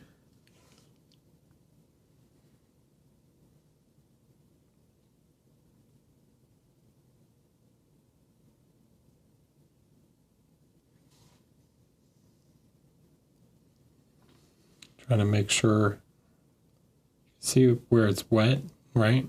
It shines more. That's where I want that shine to be.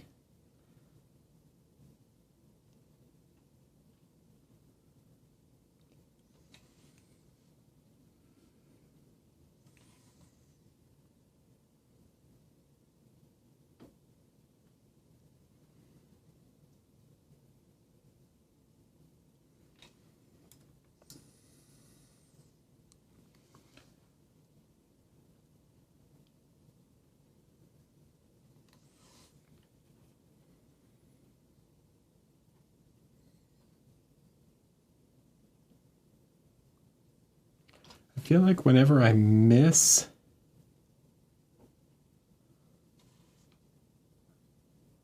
some of the material section I already painted and go back, it's always way better or way worse. I mean, that's just, you know, consistency. You get better at that.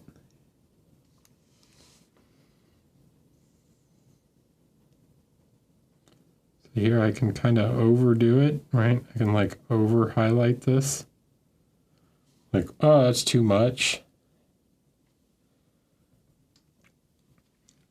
And then using one of my previous steps in like a glaze, right?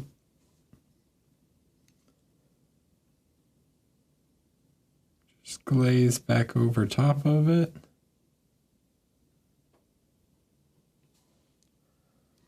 Tones it back. Dry it real fast.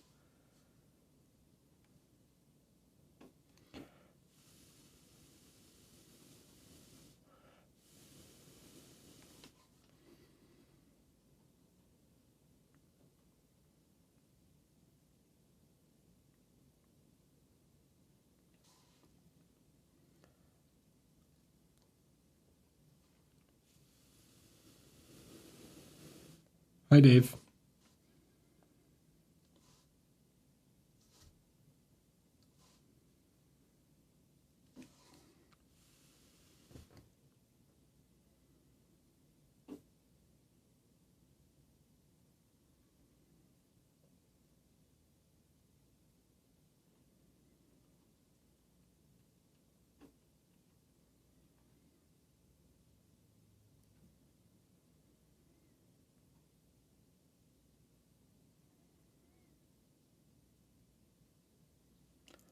Okay, just kind of like that. Stipple to make the light, and then do the same thing with the top layer. Just get a small light in there. I don't want it as bright as the metallic. It's not that shiny.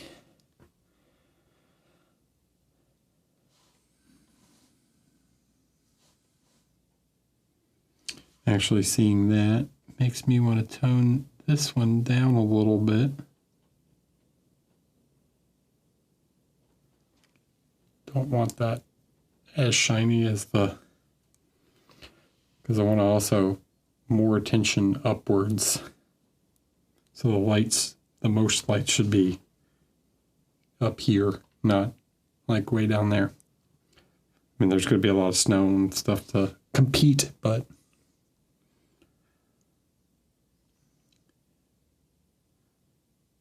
okay, what else?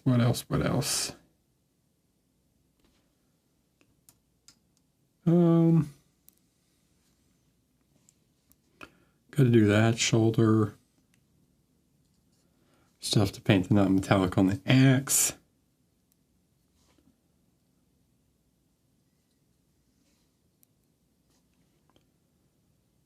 Sure, let's do this shoulder pad real quick.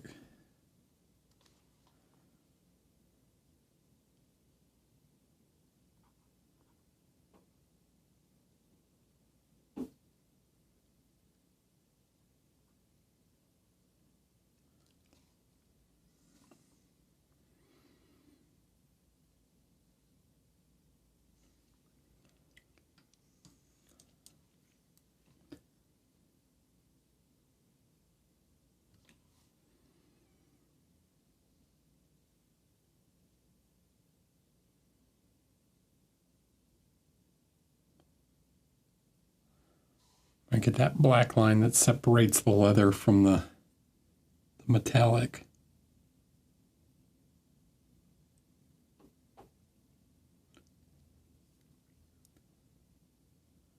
I'll put a little black here also. Not very visible back there, so. And then on this part of the shoulder, we'll just wash it with some black to get in all the little recesses.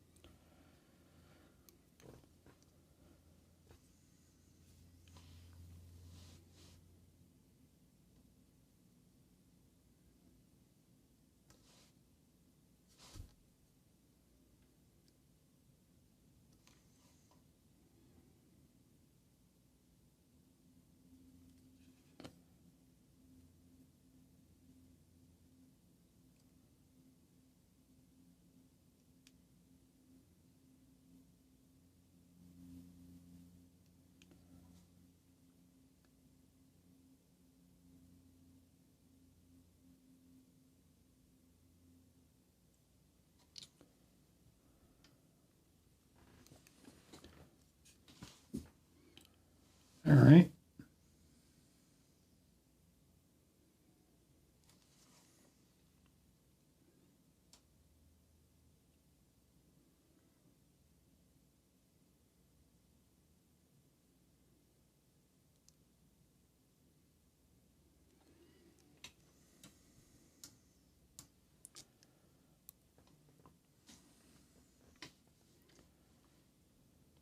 So I'm just looking at this part here, which is very much in shadow at the moment. I'm actually, because I'm thinking about it right now, I'm going to take a lot of the blue, a little bit of the black, mix up a nice dark gray blue, right? I'm going to flip the model over. So, one, it's a bit of a mess down here. But this is all facing downward. Any of these like downward facing planes like this, know that there's going to be eventually snow on the base. So I want to get that snow, that reflection of that, those environmental reflections. Hi, Joe.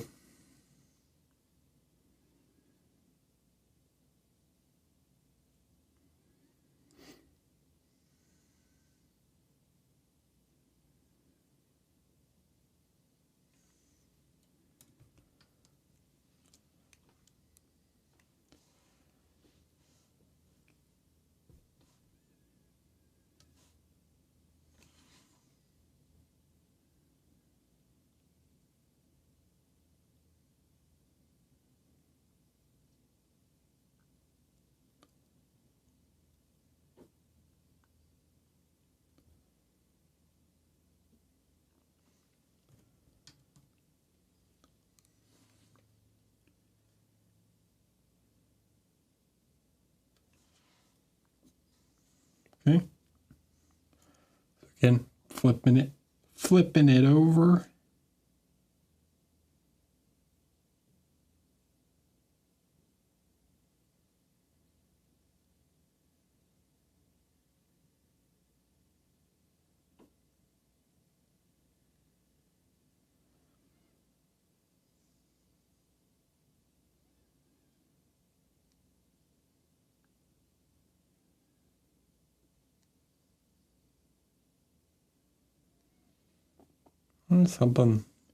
Something like that shape, and then here we'll get that downward facing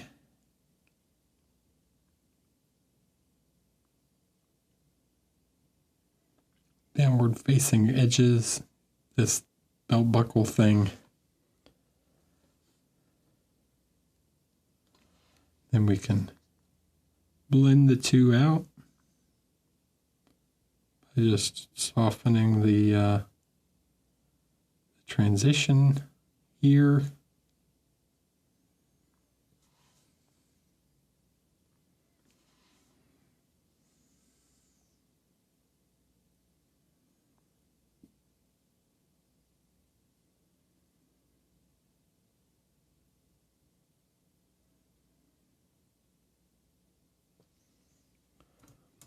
Dave, are you showing it off?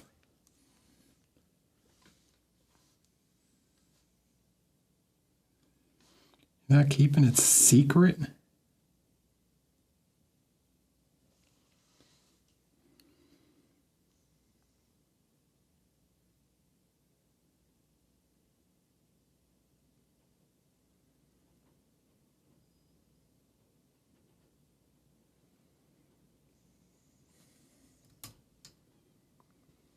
Right?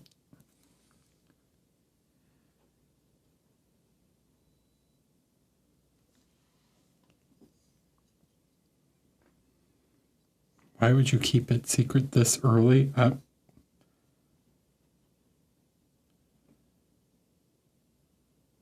don't know, man.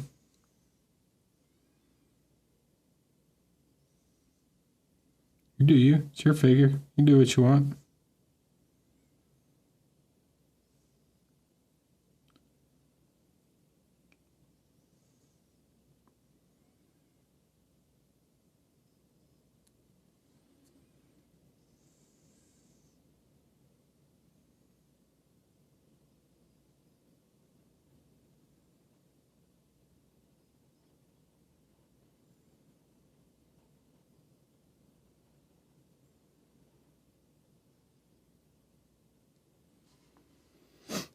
Just something like that. Oh, I got a little snowy ground reflection on him.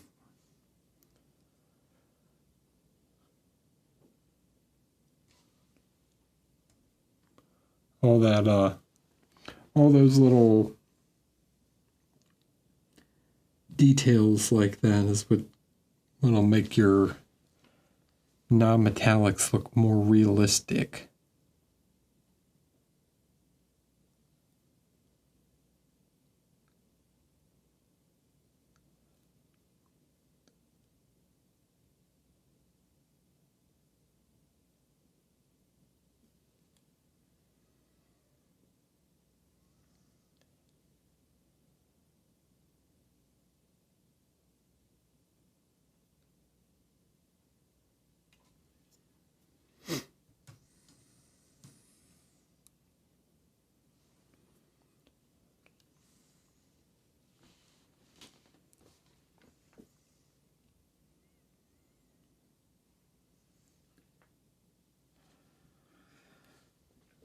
Okay, back to the shoulder.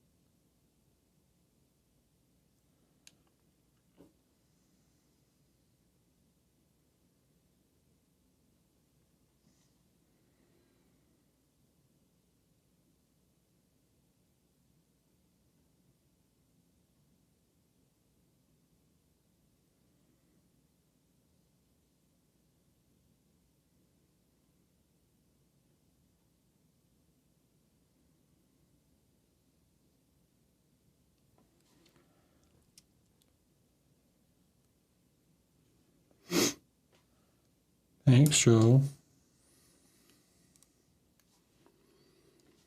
Just trying to get most of it done. Most of the metallics done. Don't know if I'll do the axe tonight. Maybe I'll do the axe and the sword at the same time.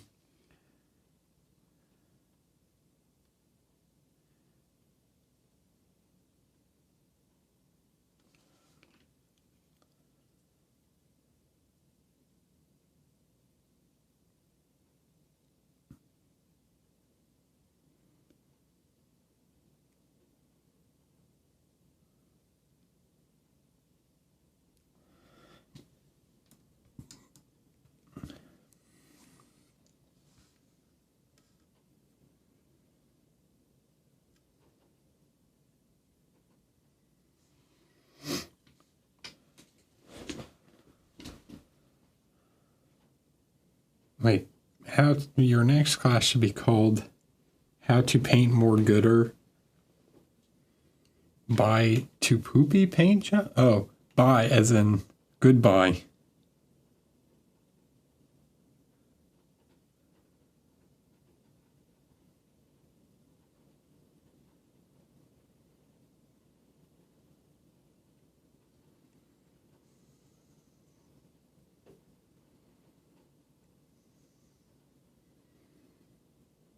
Derek Zoolander's School for Kids Who Want to Read Good and Do Other Things Good Too.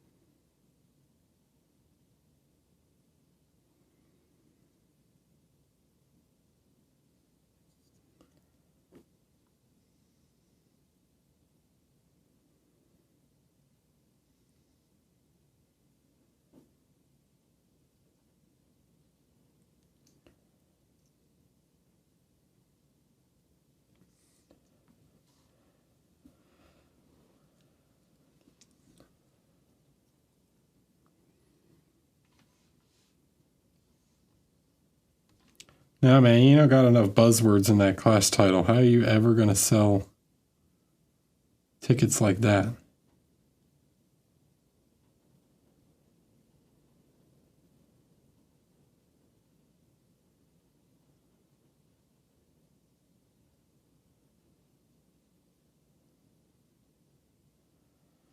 Learn to paint non-metallics like a Golden Demon Monty Santovino winning painter.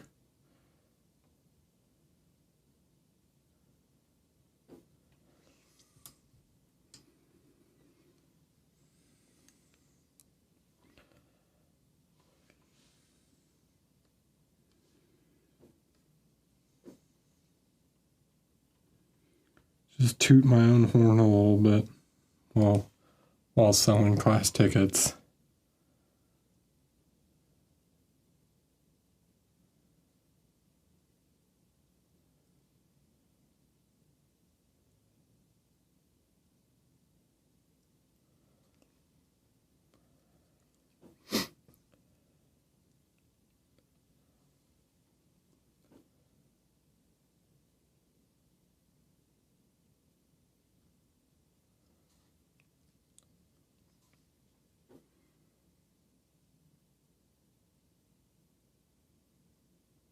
I have a Golden Demon open. I don't have a Demon trophy. That's correct.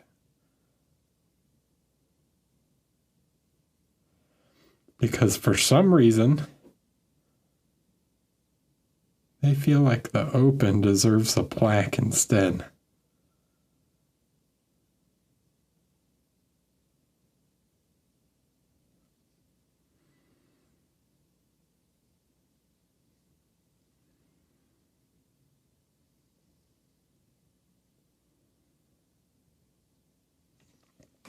You guys want to see my my Golden Demon plaque?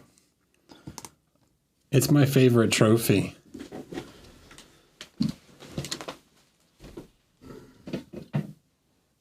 It's the best trophy because it's not centered vertically. It's got like hot glue leaking out of it. And you could see like all the 3D printer lines.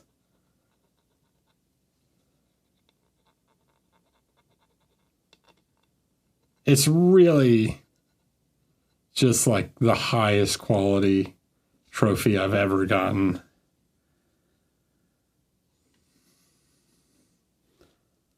And a just perfect representation of how much Games Workshop cares about the open category.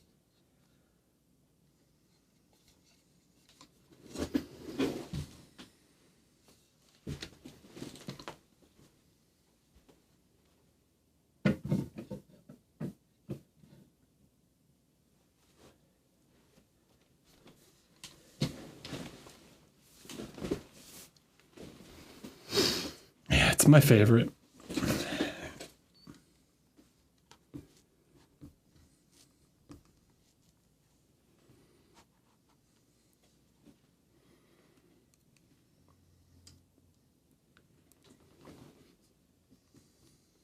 Seriously, yeah, seriously, that's the trophy.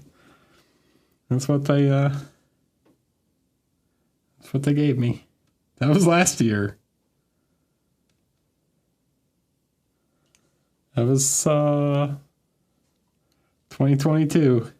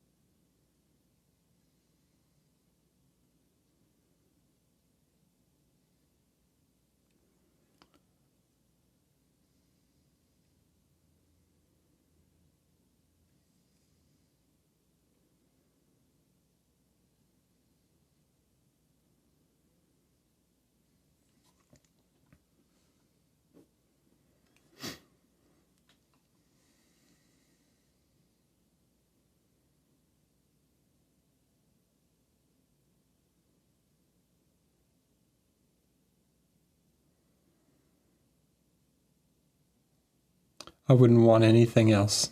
It's perfect.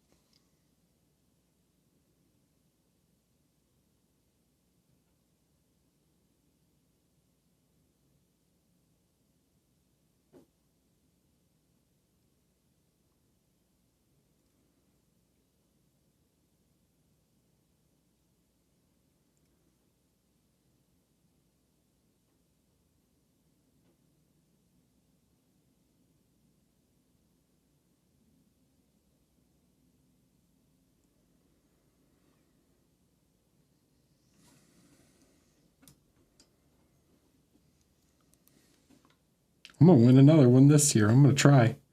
I'm going for a second shitty plaque. I mean, perfect.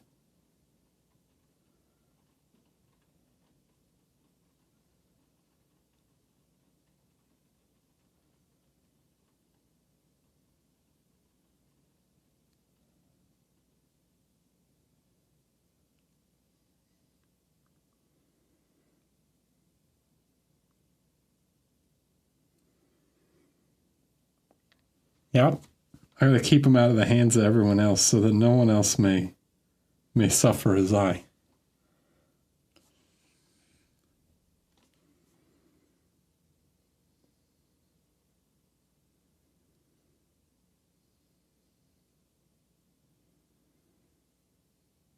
I will protect you all from the disappointment.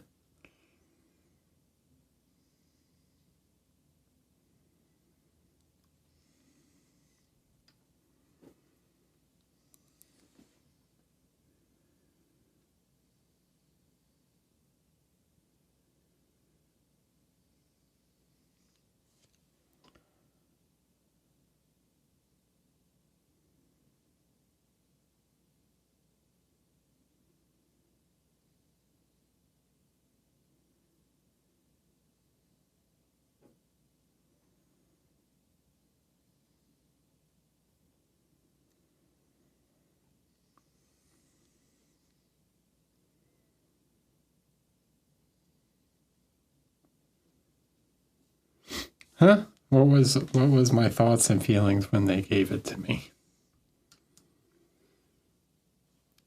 Hey Dave, can you answer that one?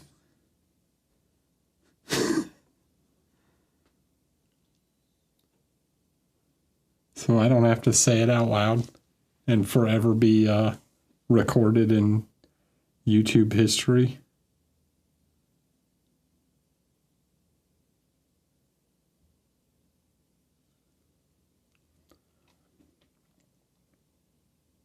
I think that's pretty accurate.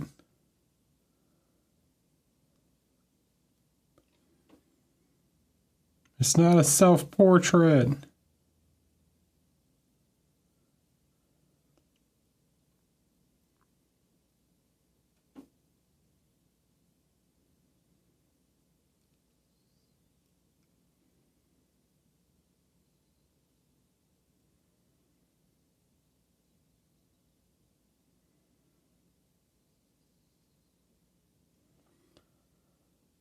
Okay, that's racial stereotyping. We're not all Vikings. Thanks for the prime Zombiever.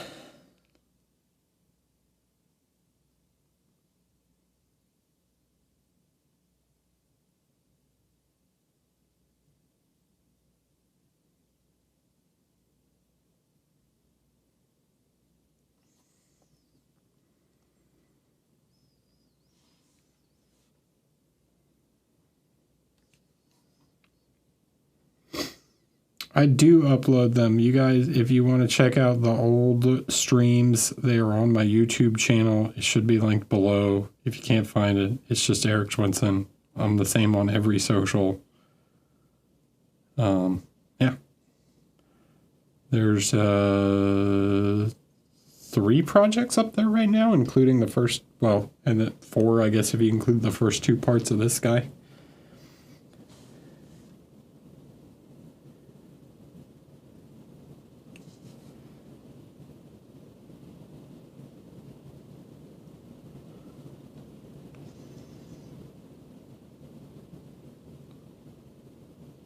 Subscribe, hit the notification bell, and like the video, leave a comment. It helps the algorithm or something.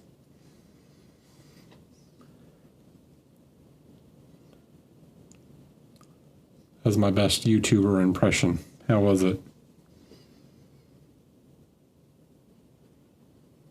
Am I nailing it?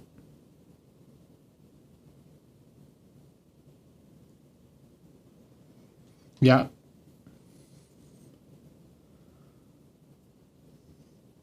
Wait, there's a air. Wait. Oh, oh my God. Yeah. Sorry, that took me a second. Man, they misspell my name all the time. Everyone's always misspelling my name.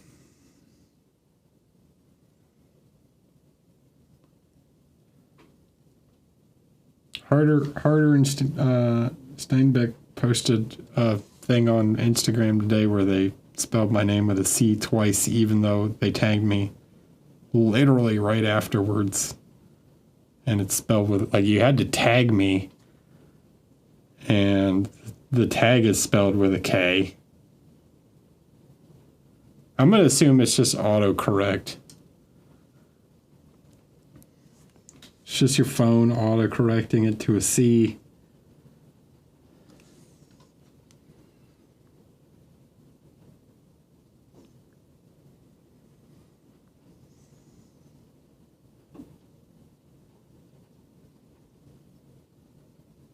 So you put a little, I like to put a couple of these little like dots. A couple little dots on the edge makes the armor look kind of like nicked. Like, you know, well.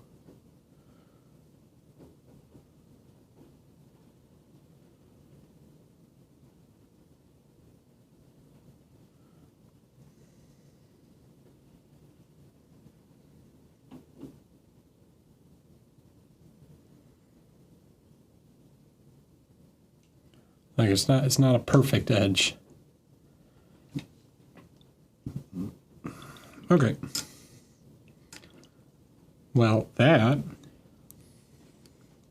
still have to do the van braces, but I've got to do all the little like straps and crap first.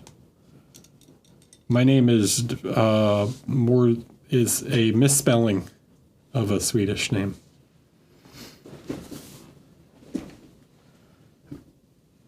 Oh, hi. All right, what are we working on? What are we doing? What do we need to black in some stuff real quick? Go around a few details. Get a nice dark outline, a couple things.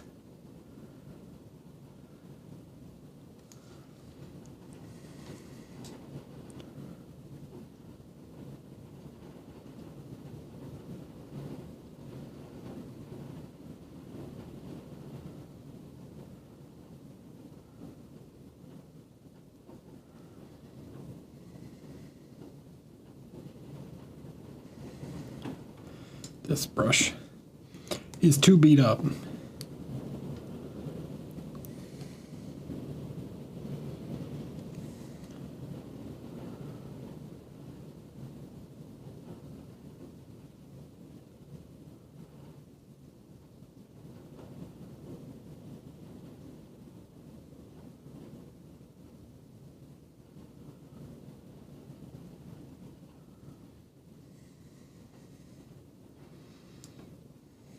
Hey, it's all the Swedish I know.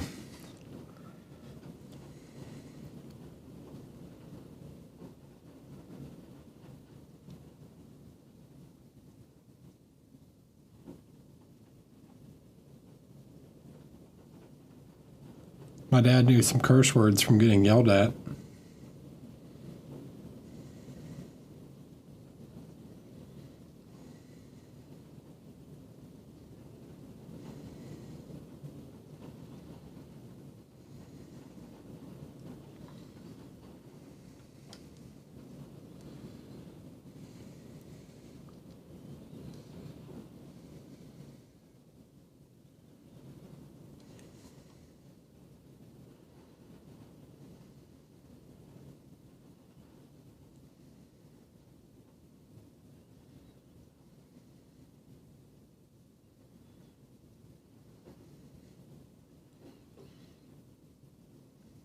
It's a hidden superpower. I can go into any IKEA and immediately identify all of the furniture.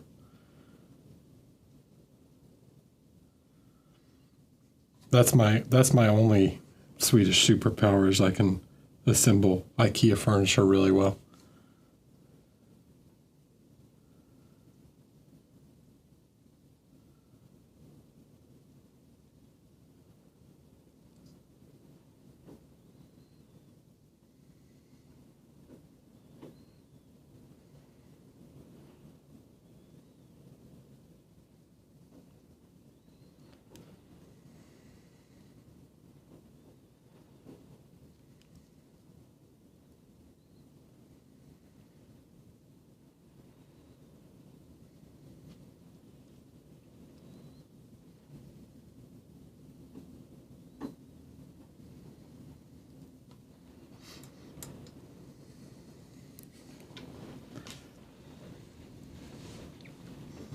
I can also read black metal logos.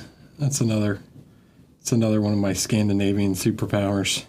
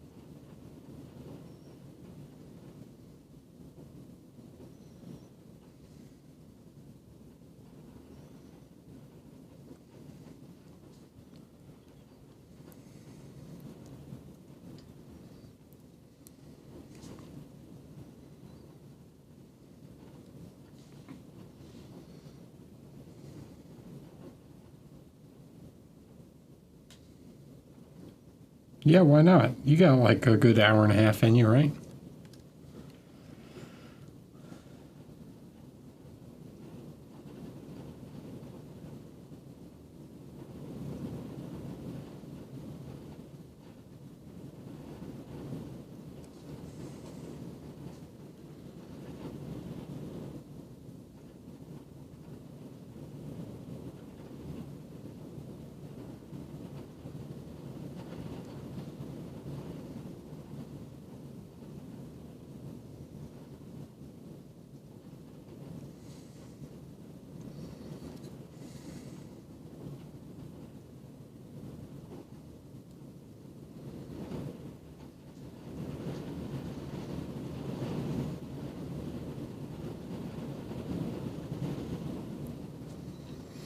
Smorgasbord.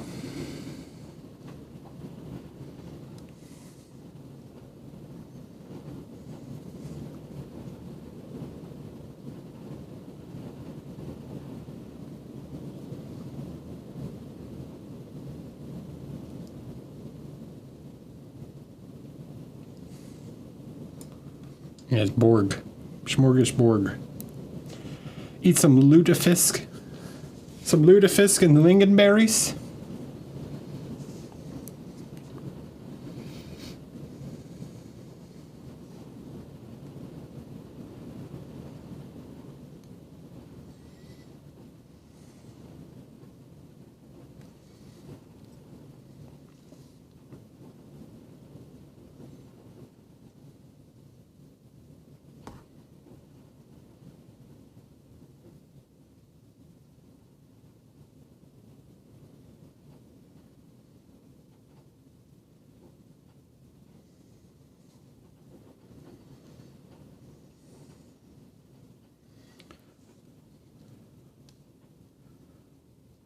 Some salted licorice.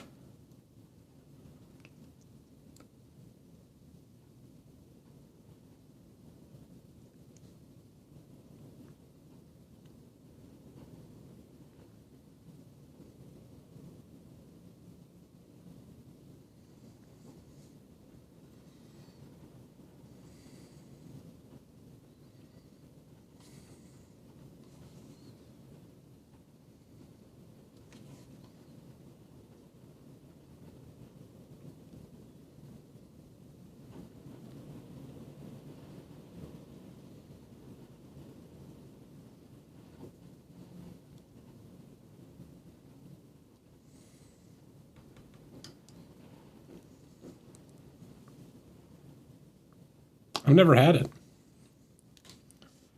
I tried to get the Danish guys to bring me some to Monty, and they forgot.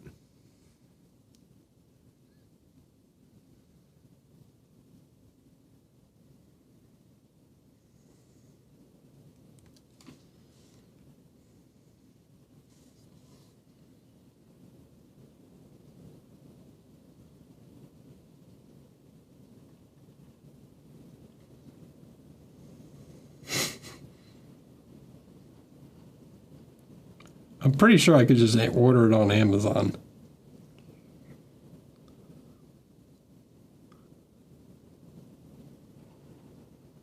I'd eat it though. I like licorice.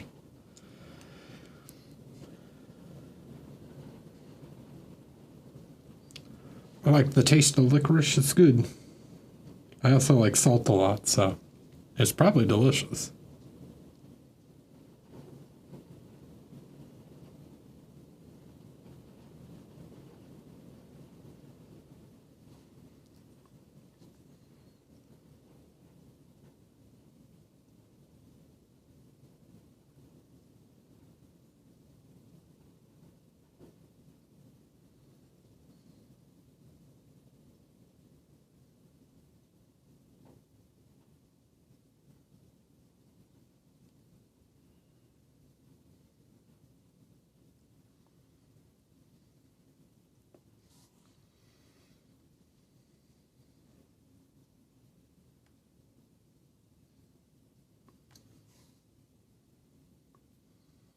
Try to get something called salthovar. Okay.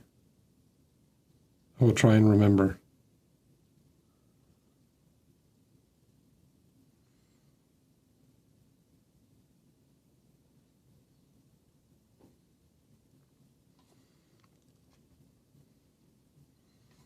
How was my pronunciation?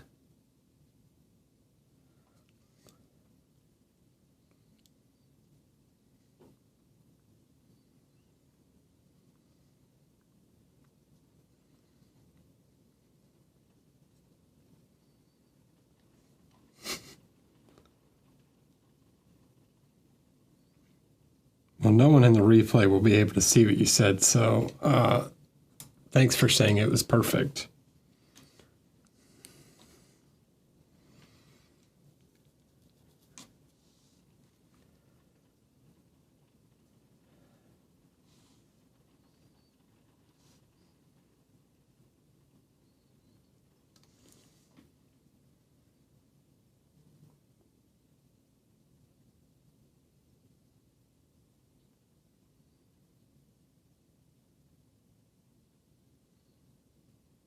It could have been worse. I could have said it really.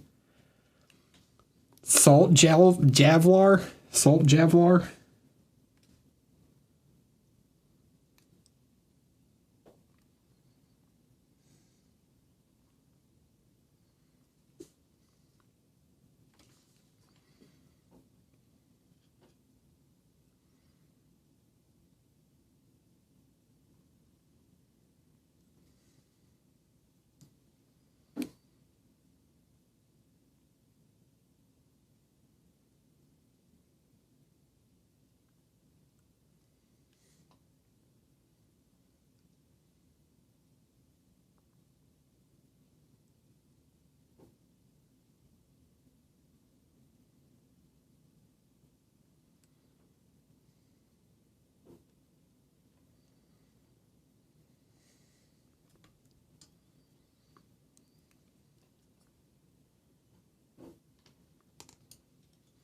Well, I'm doing this with black.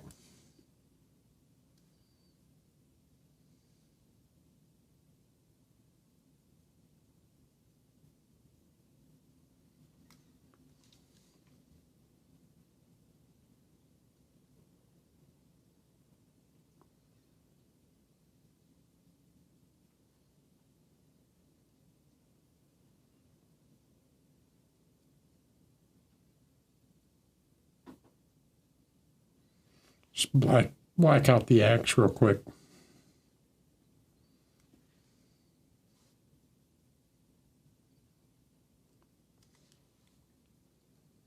Ah.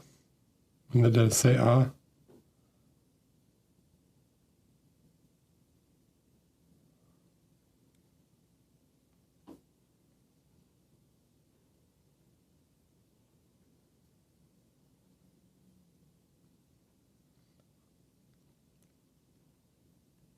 Salt halvar.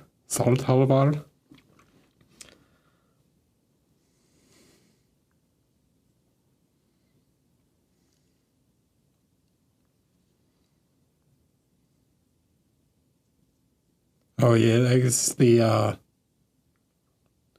Jalvar. Javlar. Salt Javlar. Okay.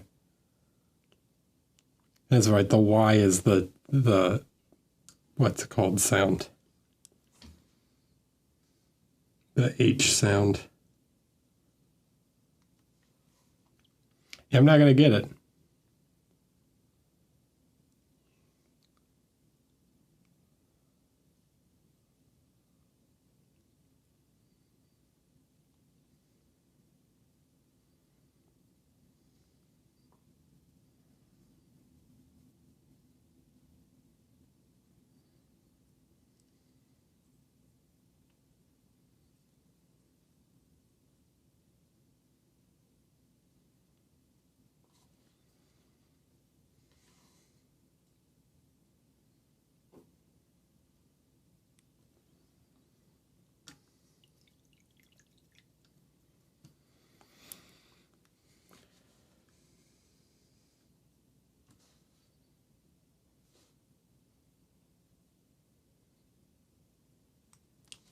It ain't happening.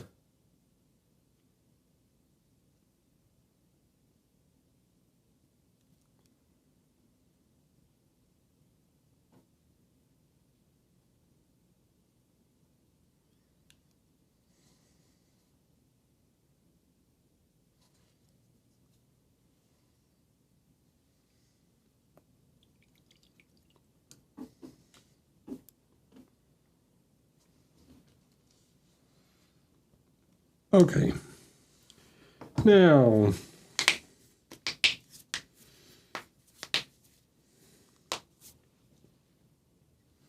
let's grab some flat earth and some brown. Actually, you know what? I don't even want brown. I'm gonna skip the brown, the like flat brown. So I want this kind of yellowish brown. Then I'm gonna use black. Just use black to darken it. We're gonna go right over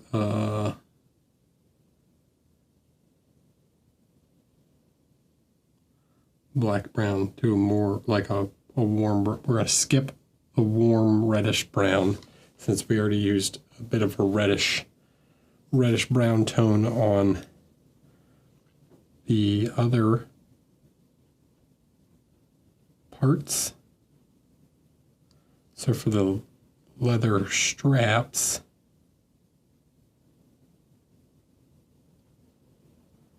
I'm going to use a more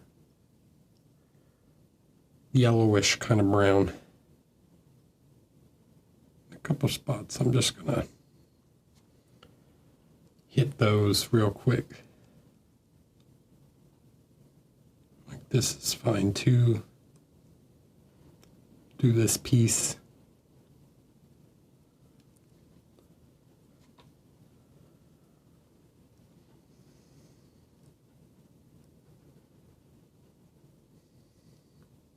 Someday when you look at the moon, your eyes turn yellow and your hair grows.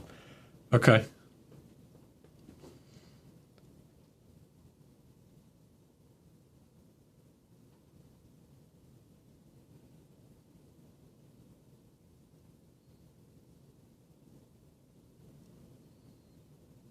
I can go full berserker.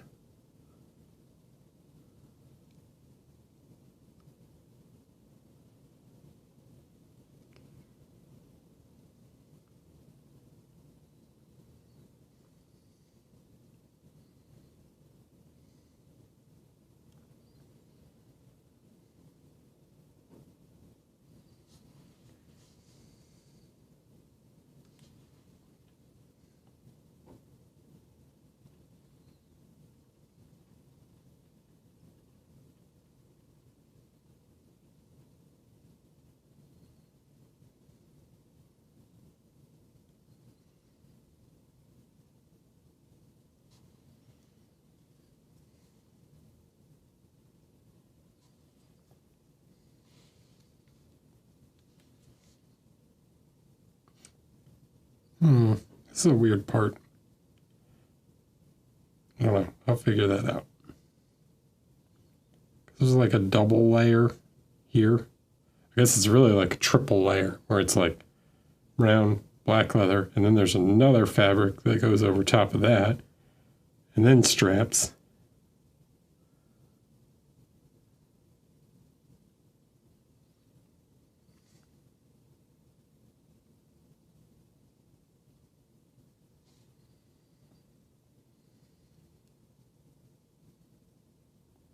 I'll figure out something to highlight that with. Put some light on it. It's not super important at the moment.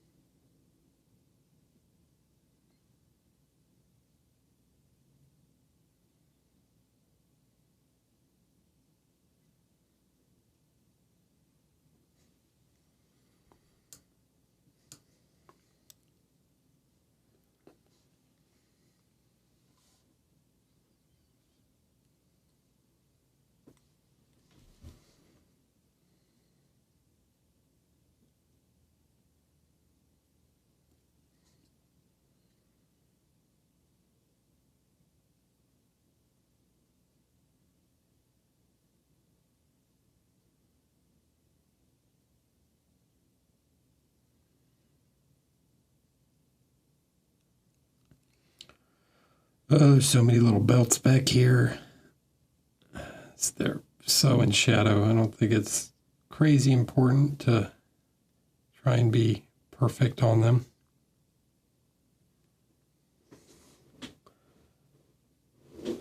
Thanks, Dave. I needed affirmation. I appreciate it.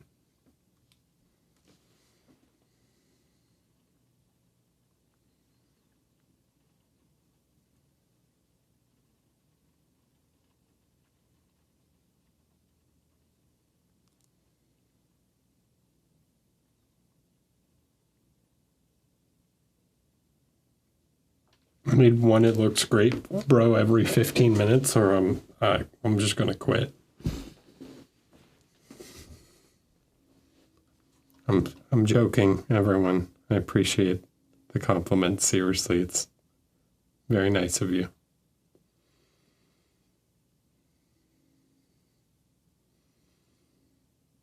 I'm just being a smart ass.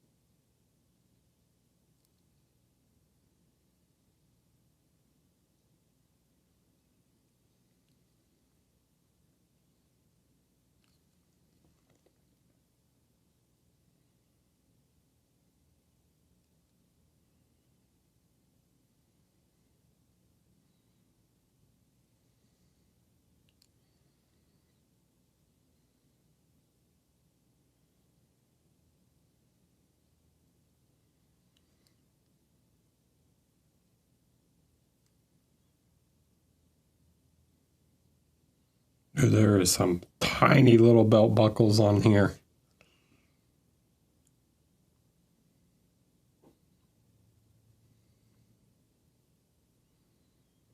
Torben, you're a crazy person.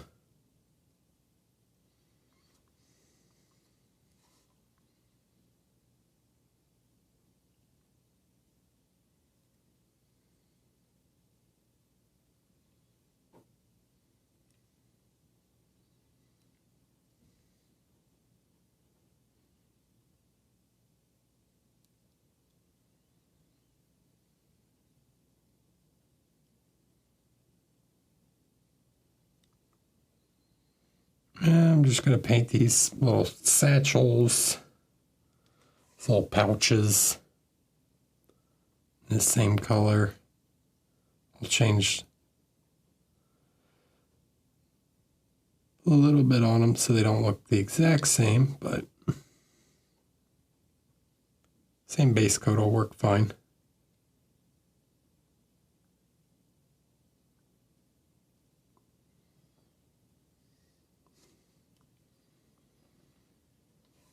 He's got a pouch for a CX, but I don't know where the actual CX went.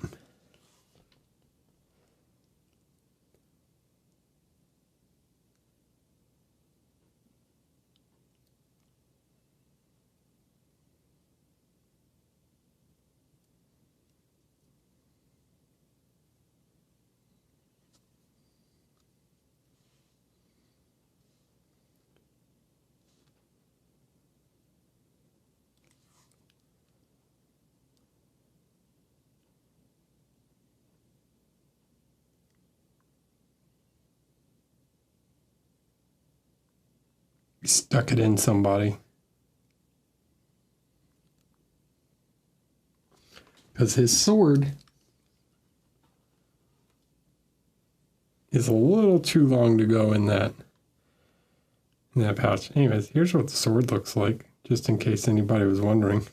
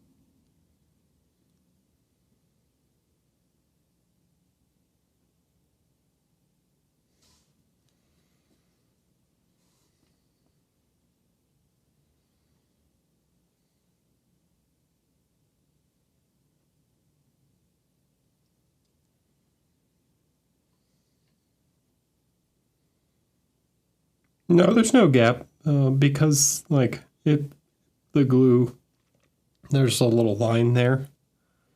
So because of the way it's sculpted, like the wraps around his hand form a natural separation between the two. So you don't have a, if there's any gap, it's like a separation of material. So it's all good. No worries there. I mean, I would always recommend dry fitting first to make sure that there's no like significant gap, but yeah, it's don't have anything to worry about. Sazzleless. Hello. Thanks for following.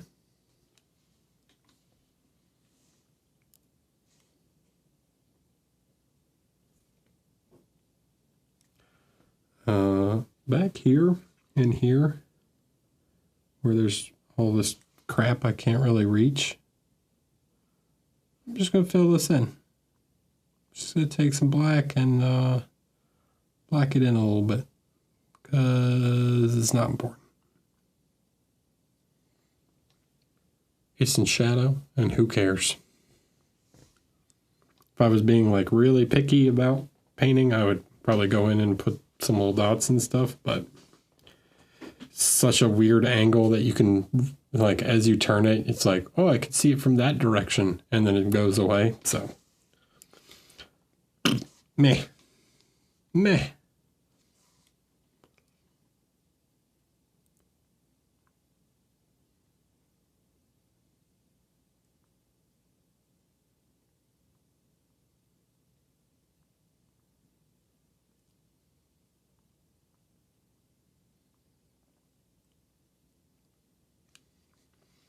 Effort versus outcome, you know?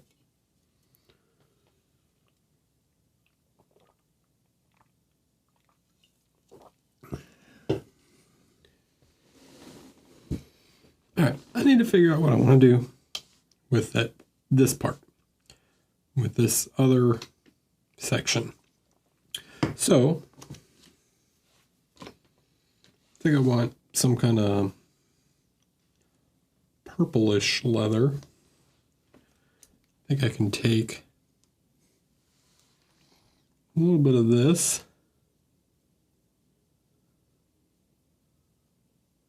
reuse those tones that I used before to get a kind of purplish red. Maybe just a touch more blue in it.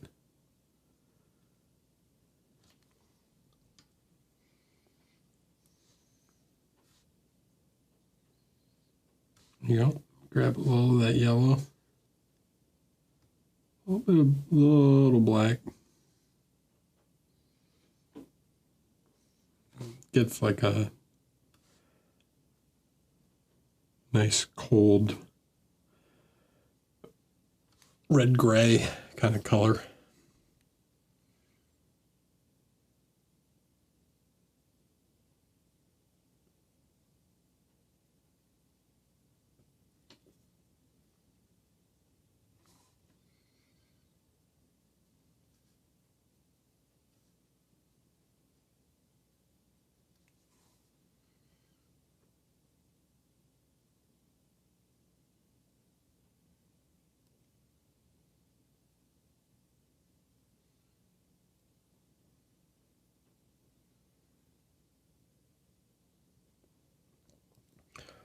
The main thing is that I'm just using some of those colors that I've used elsewhere on the figure. And then creating some kind of definition between the elements. The exact color is not important. What's important is just that it stands on its own. Can clearly see that there's two different materials.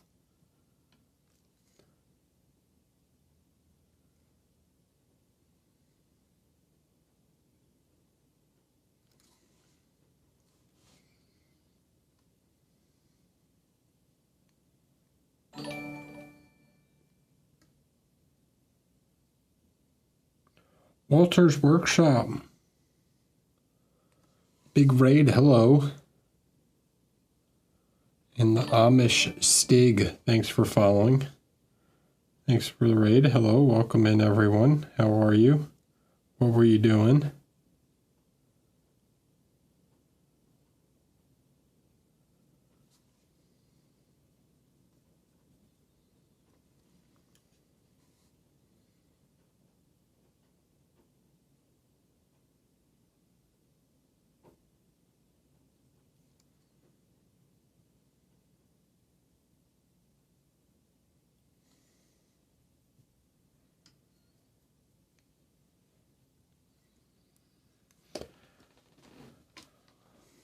A Rubik's Cube. I do stream. I stream typically once a week on Wednesdays, Wednesday evening for me. I don't know where in the world you are, so could be any time for you. But yeah, so typically Wednesday evenings, and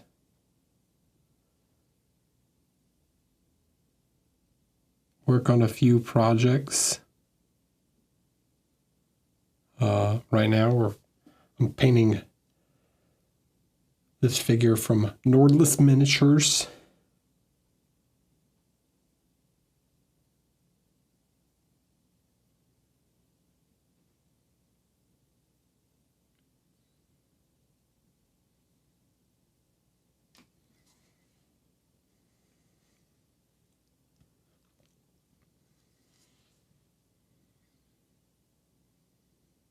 Apex Predator from Conquest.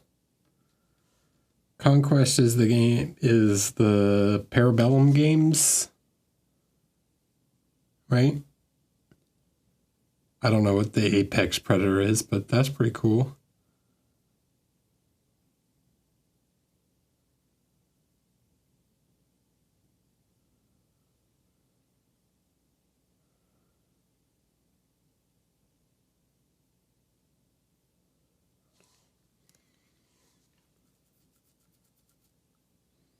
Oh, the huge thing. Okay. We planning on entering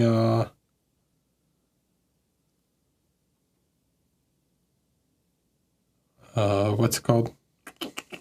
You were working on that last week, weren't you? You're planning to enter him into the creature caster competition.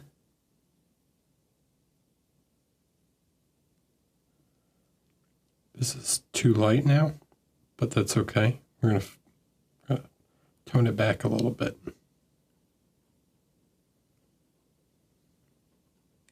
Resin Beast. Resin Beast.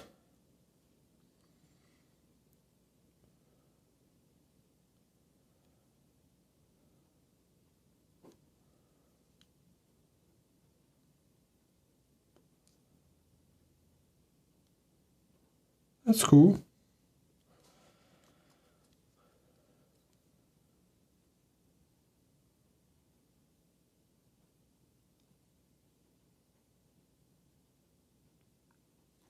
All right.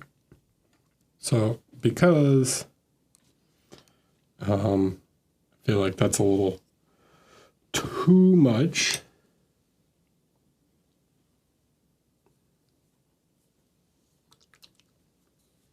I'm going to take just some of this Wasteland Brown Express color. It's kind of like a sepia brown. I'm just going to throw that right on top. I'll throw that right on top there, because why not? We're just trying to find some differentiation in color.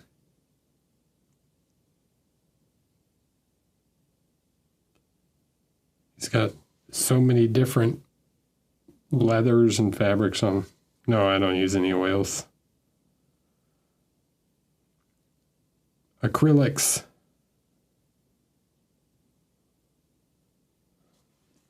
Hi, Leaf. No. oil's too slow.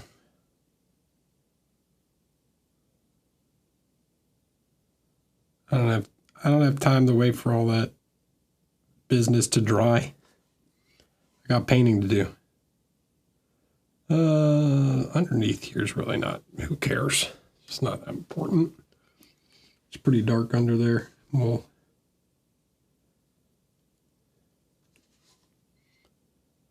we do want to get these straps though. I'm going to take just a little of this blue-gray.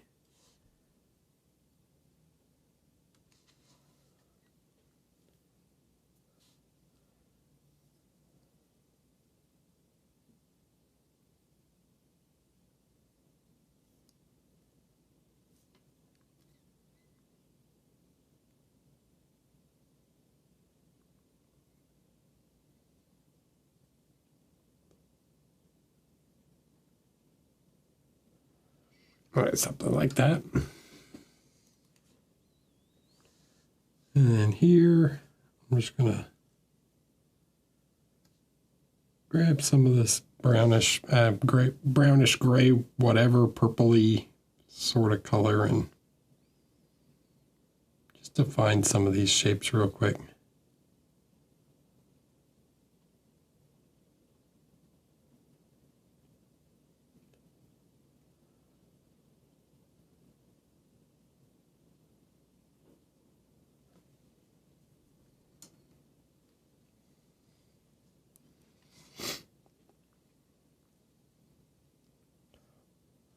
What did I do? What did you clip?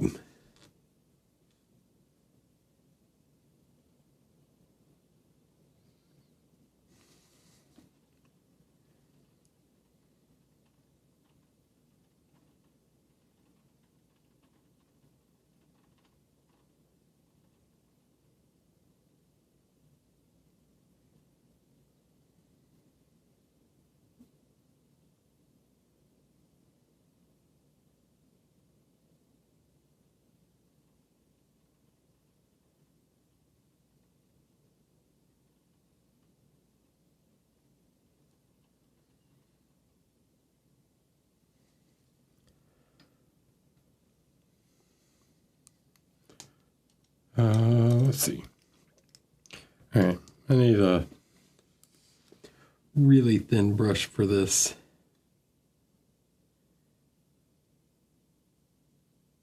I want to do, let me see if I can zoom on these belts for you.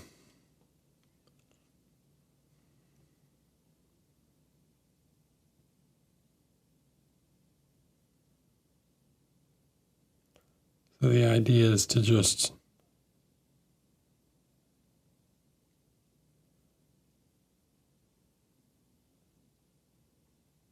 paint some little lines that go across like that.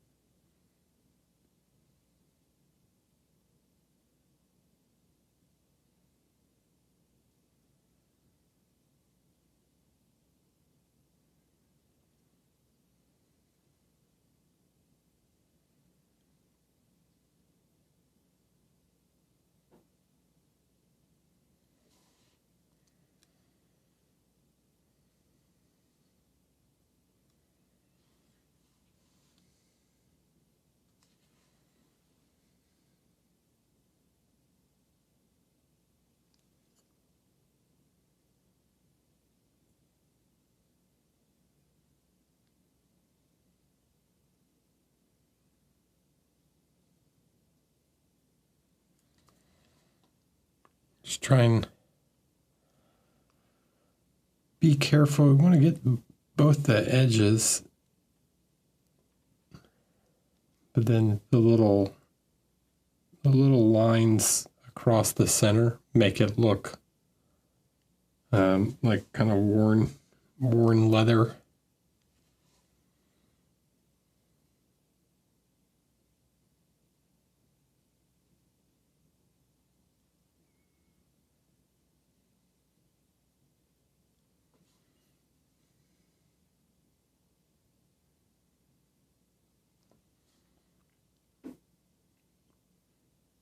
be random.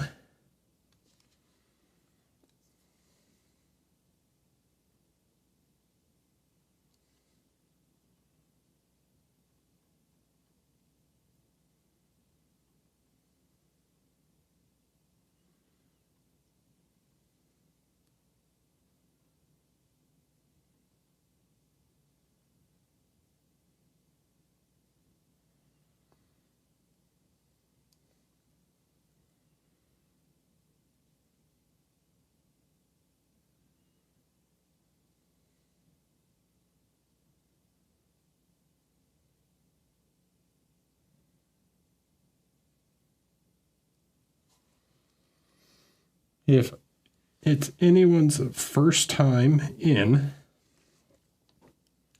and they are not familiar with me. Hi, my name's Eric, by the way. I am a professional miniature painter from the United States. I work for pretty much every company except for Games Workshop. You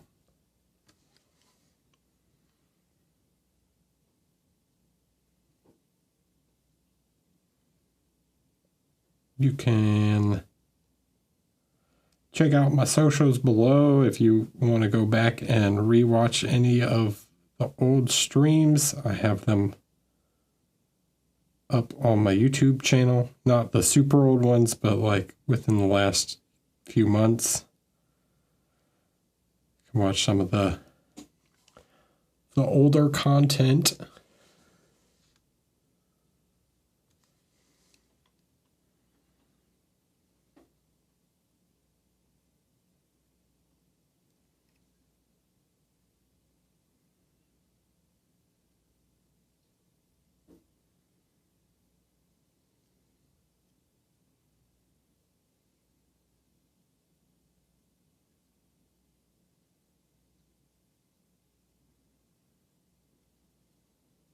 If that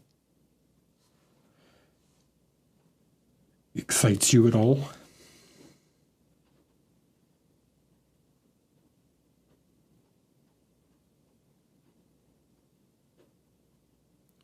You're also free to ask any questions.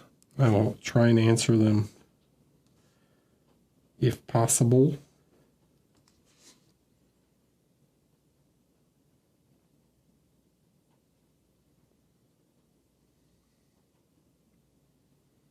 Thanks.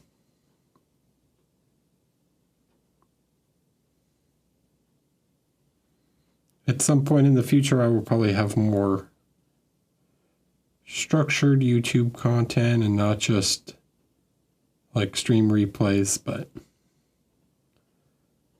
I can only do so much at a time. Got a lot of box art projects and things in the work that I have to get that take priority, so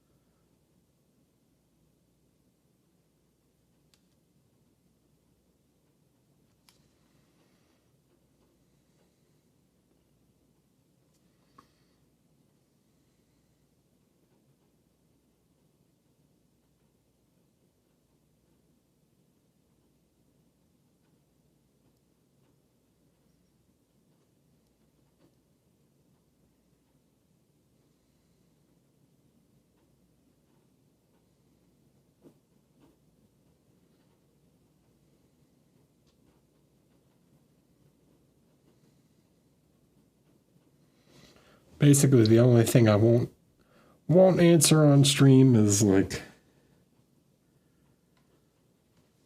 what are you working on besides the stream project? What's upcoming releases? Blah, blah, blah.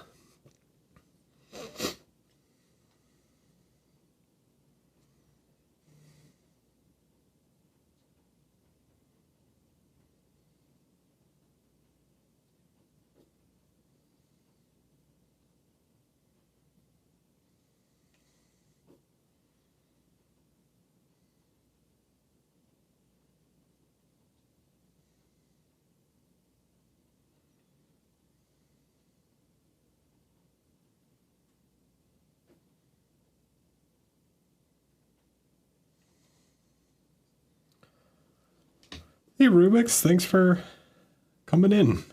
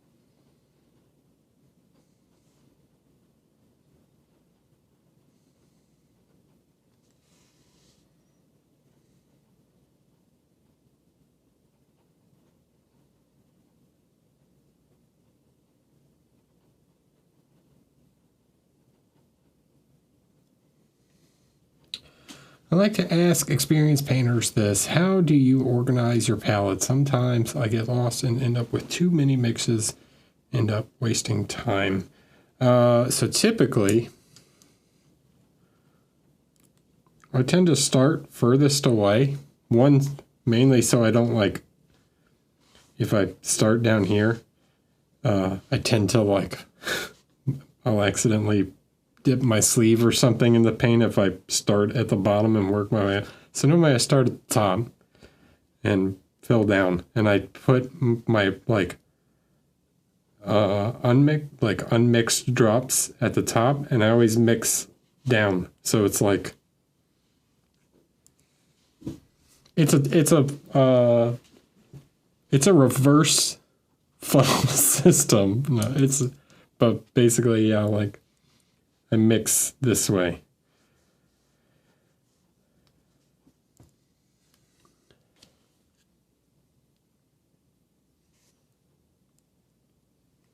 No, it's just a funnel system. It's a reverse pyramid scheme.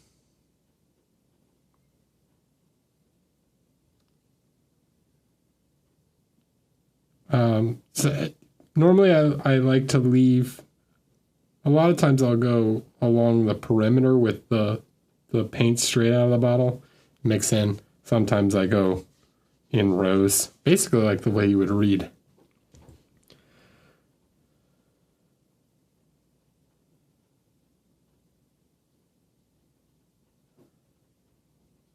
Keeping them clean? Not really. I mean, yeah, you just wash your brush out beforehand to grab your mixture. It's not typically something I'm worried about, like just dipping your paint in the brush. If I need like the pure color, I'll grab from the top instead of the bottom.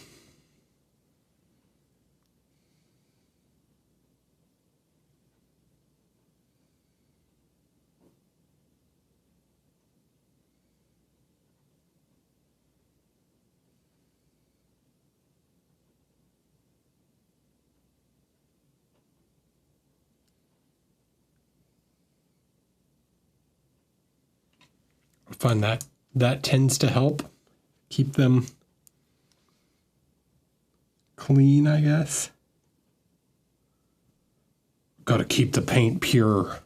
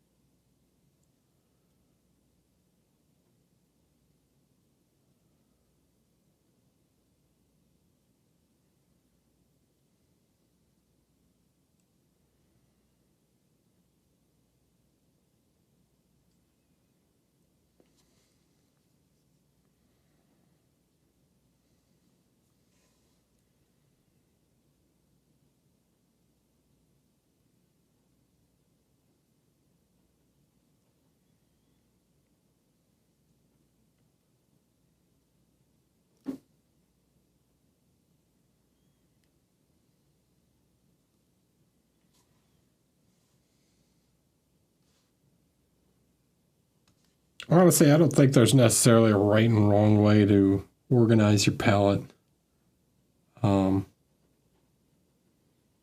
Whatever works for you. That's just the way I do it.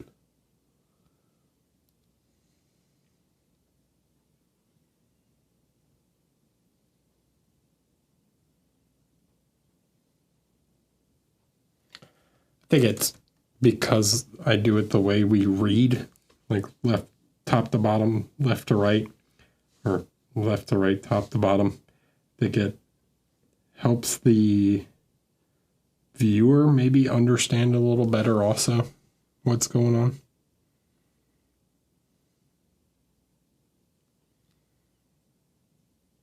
Like, oh, he's using colors chronologically, like in the order.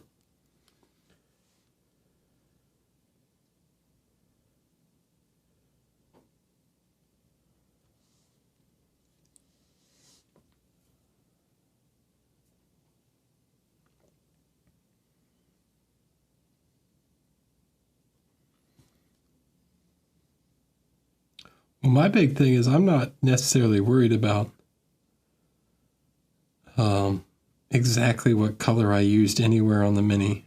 The only time that really matters to me is like the recipe kind of stuff, like, oh, I used this here, this there, is when I'm painting like army stuff. So like if I'm doing figures for Privateer Press or something, and I need to make sure they all match. So it's like you're doing Orgoth or whatever it is, you know, then I'm more concerned about like exactly which tone or mixture I used. When I'm painting a figure like this,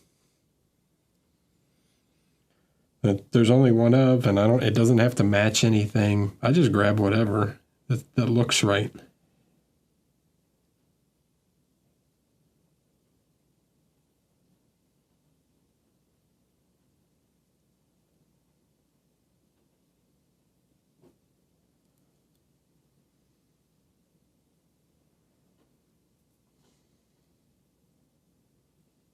No, I don't worry. I don't worry about it. I just mix a color that looks close. Like I painted this shoulder last week or something. If I needed to match that color, I just find something on the palette that looks close to it, right?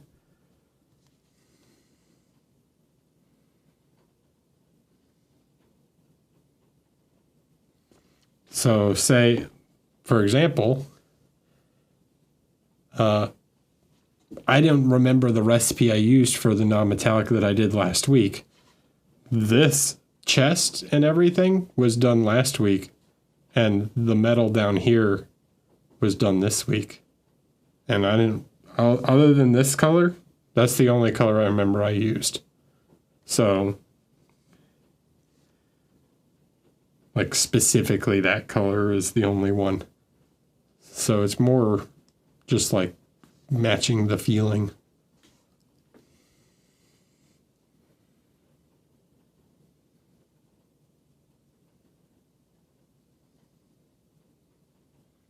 As long as you get it close, it'll be fine.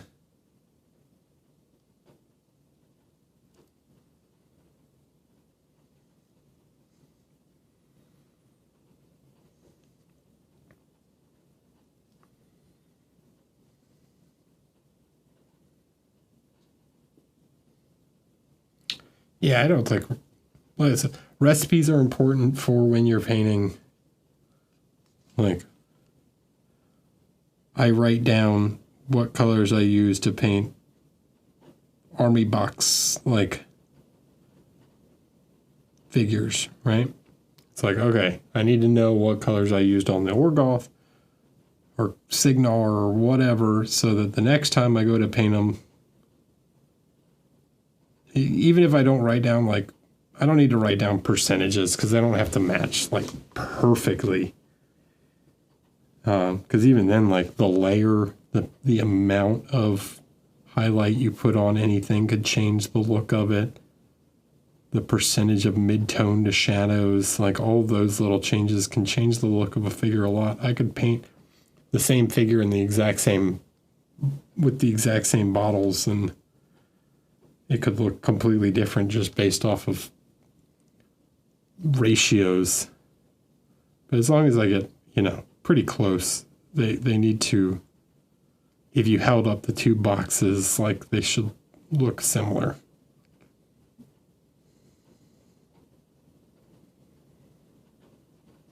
You can go back and look at, like, some of the old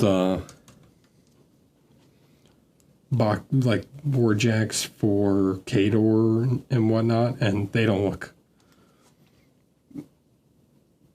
anything alike if you literally look at them side by side. But they're all painted with the same colors.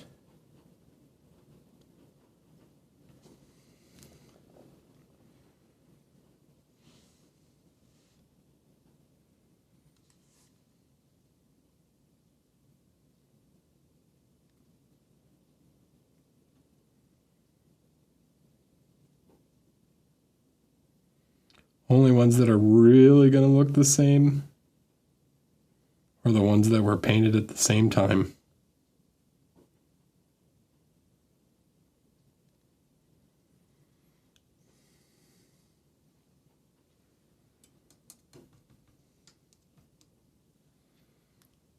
That's cool. Do it, man. Display painting is fun. Just a little bit of this blue. Cool this off a little.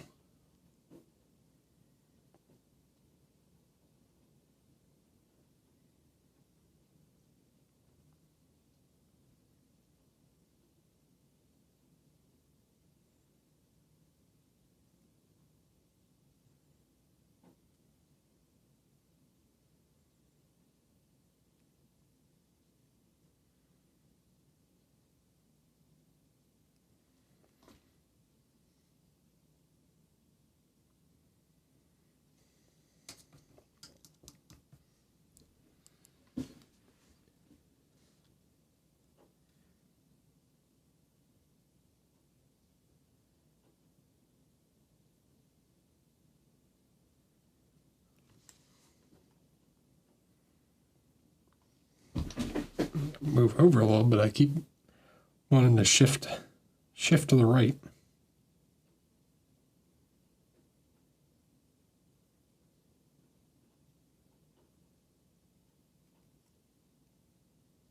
Now slide to the left.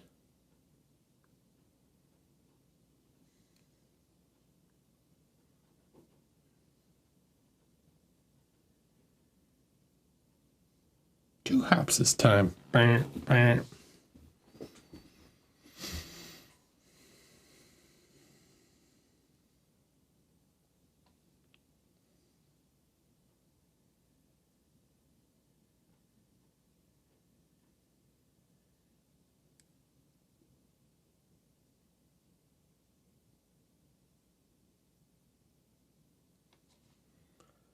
Okay. Did I get it all? I don't even know. There's so many straps. From what I can see, I think I got most of them.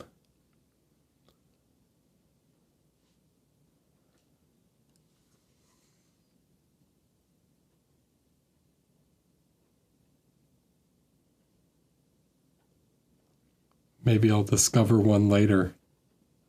The strap that got away.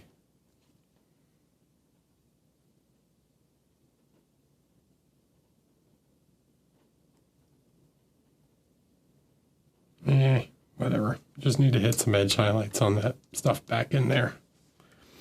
Okay. Now, I'll grab some more of this guy. I'm going to mix like a real light color on it. Real light value. And then on the top edge, I'm kind of like, I'm edge highlighting, but also kind of stippling at the same time. That makes sense. Like I'm like staggering the edge. And then I'll paint a few smaller nicks and scratch things on the bottom.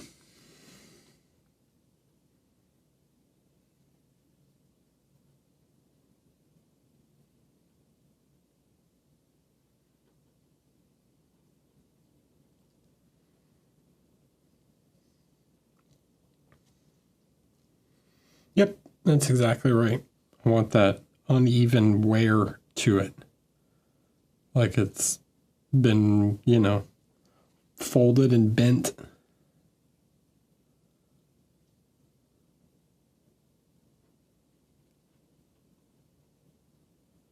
And you paint a couple little lines straight across. Well, not always perfectly straight, but like roughly perpendicular. That creates those little cracks and things in the leather.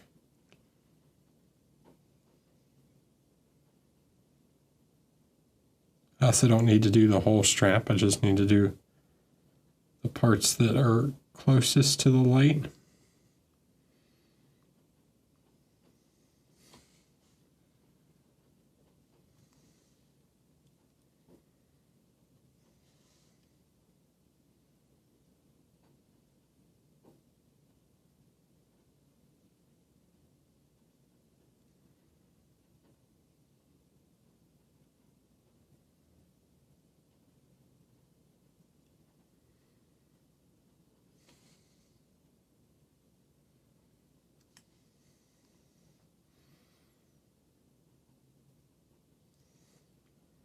That's cool. Who are you taking that with?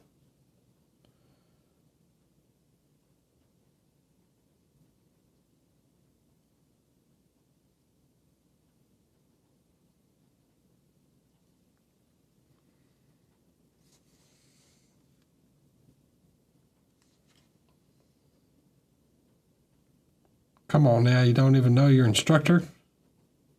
What if it's me? It's not me.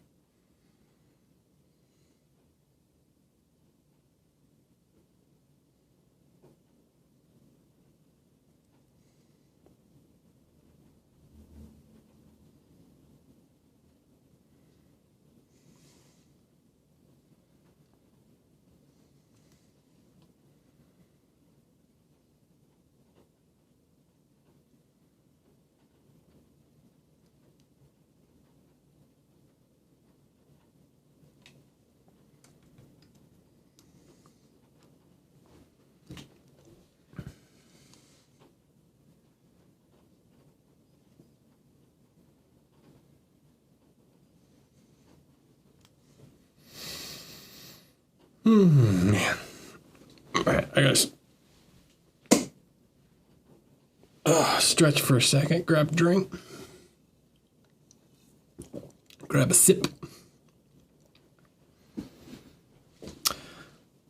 Matt DiPietro. Matt DiPietro. That's probably cool.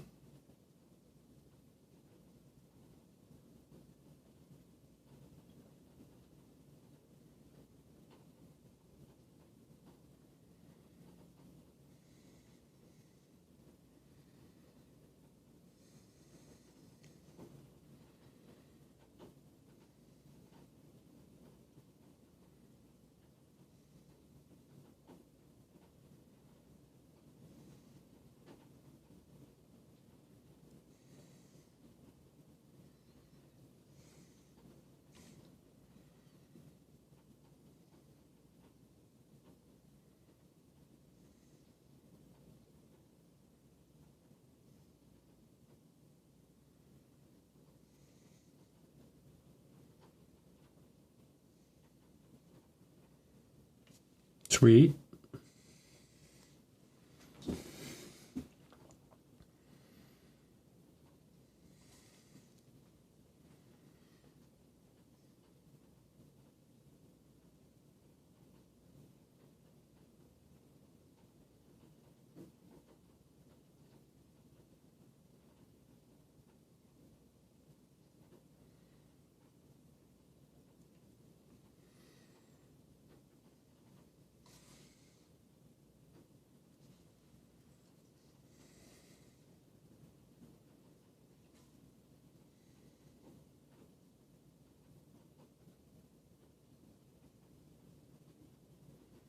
I need to promote that.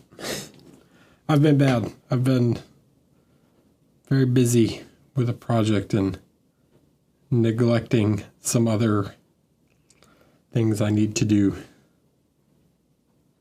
Perhaps I will do that this evening.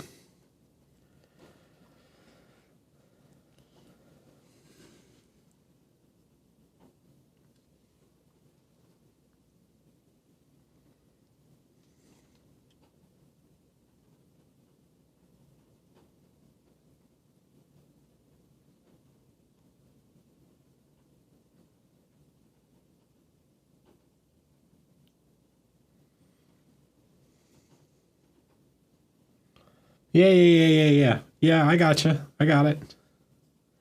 I know.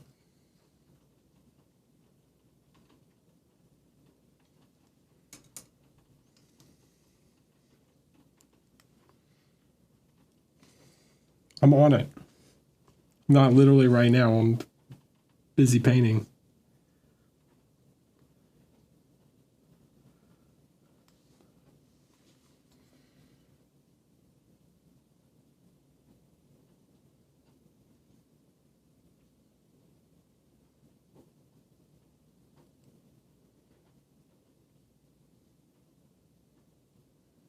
But it's on my mind.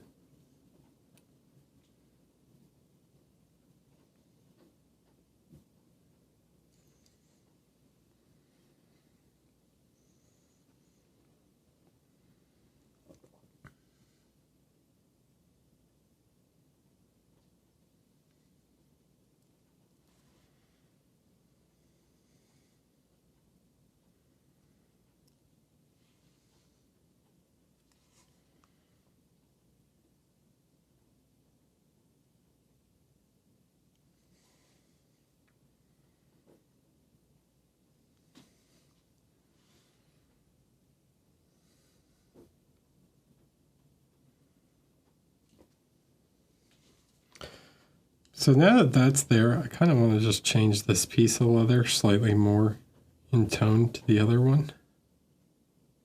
Just gonna place a little bit of this yellow and make it match that other one a little more.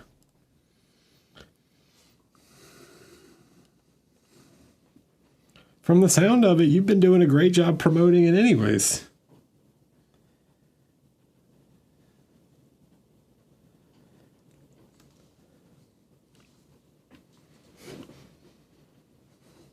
When we make the image and the class is going to be sold out.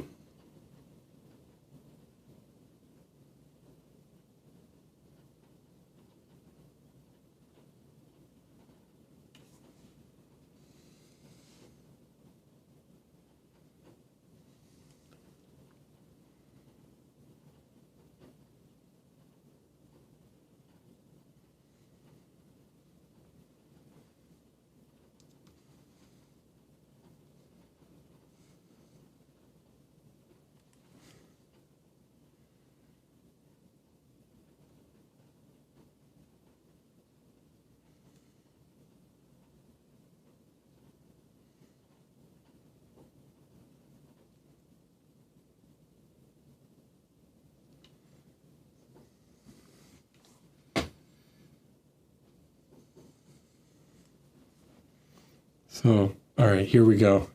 You ready? Ultra zoom. That looks like a mess. So here's what we're going to do. Don't zoom this far into your figures, for one. That's just silly. But we're going to put a little black wash over that.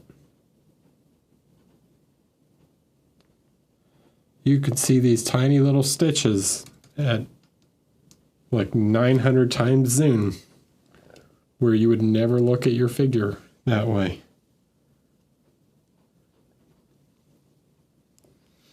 All right, I need glasses for this because these are absurdly small. Got to get my readers on.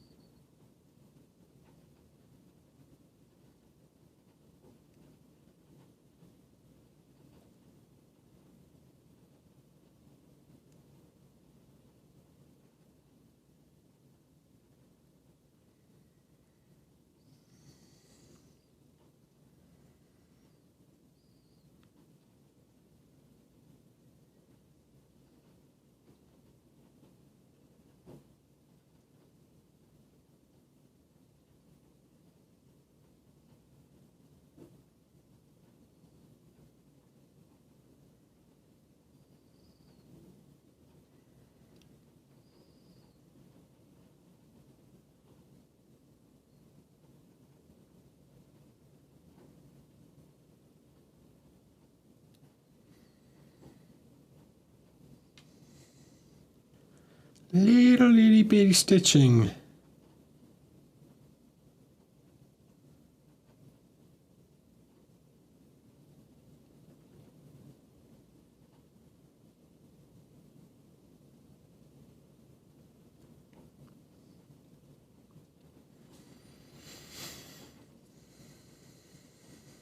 Okay.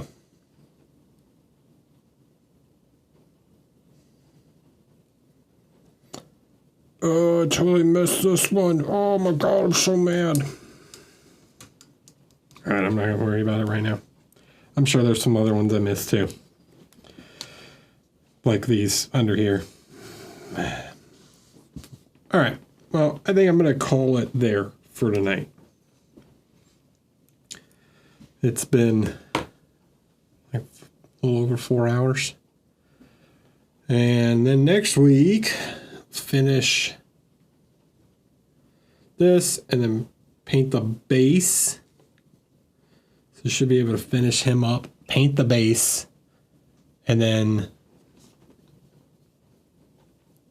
yeah. Cool. I need to make a plinth for him too.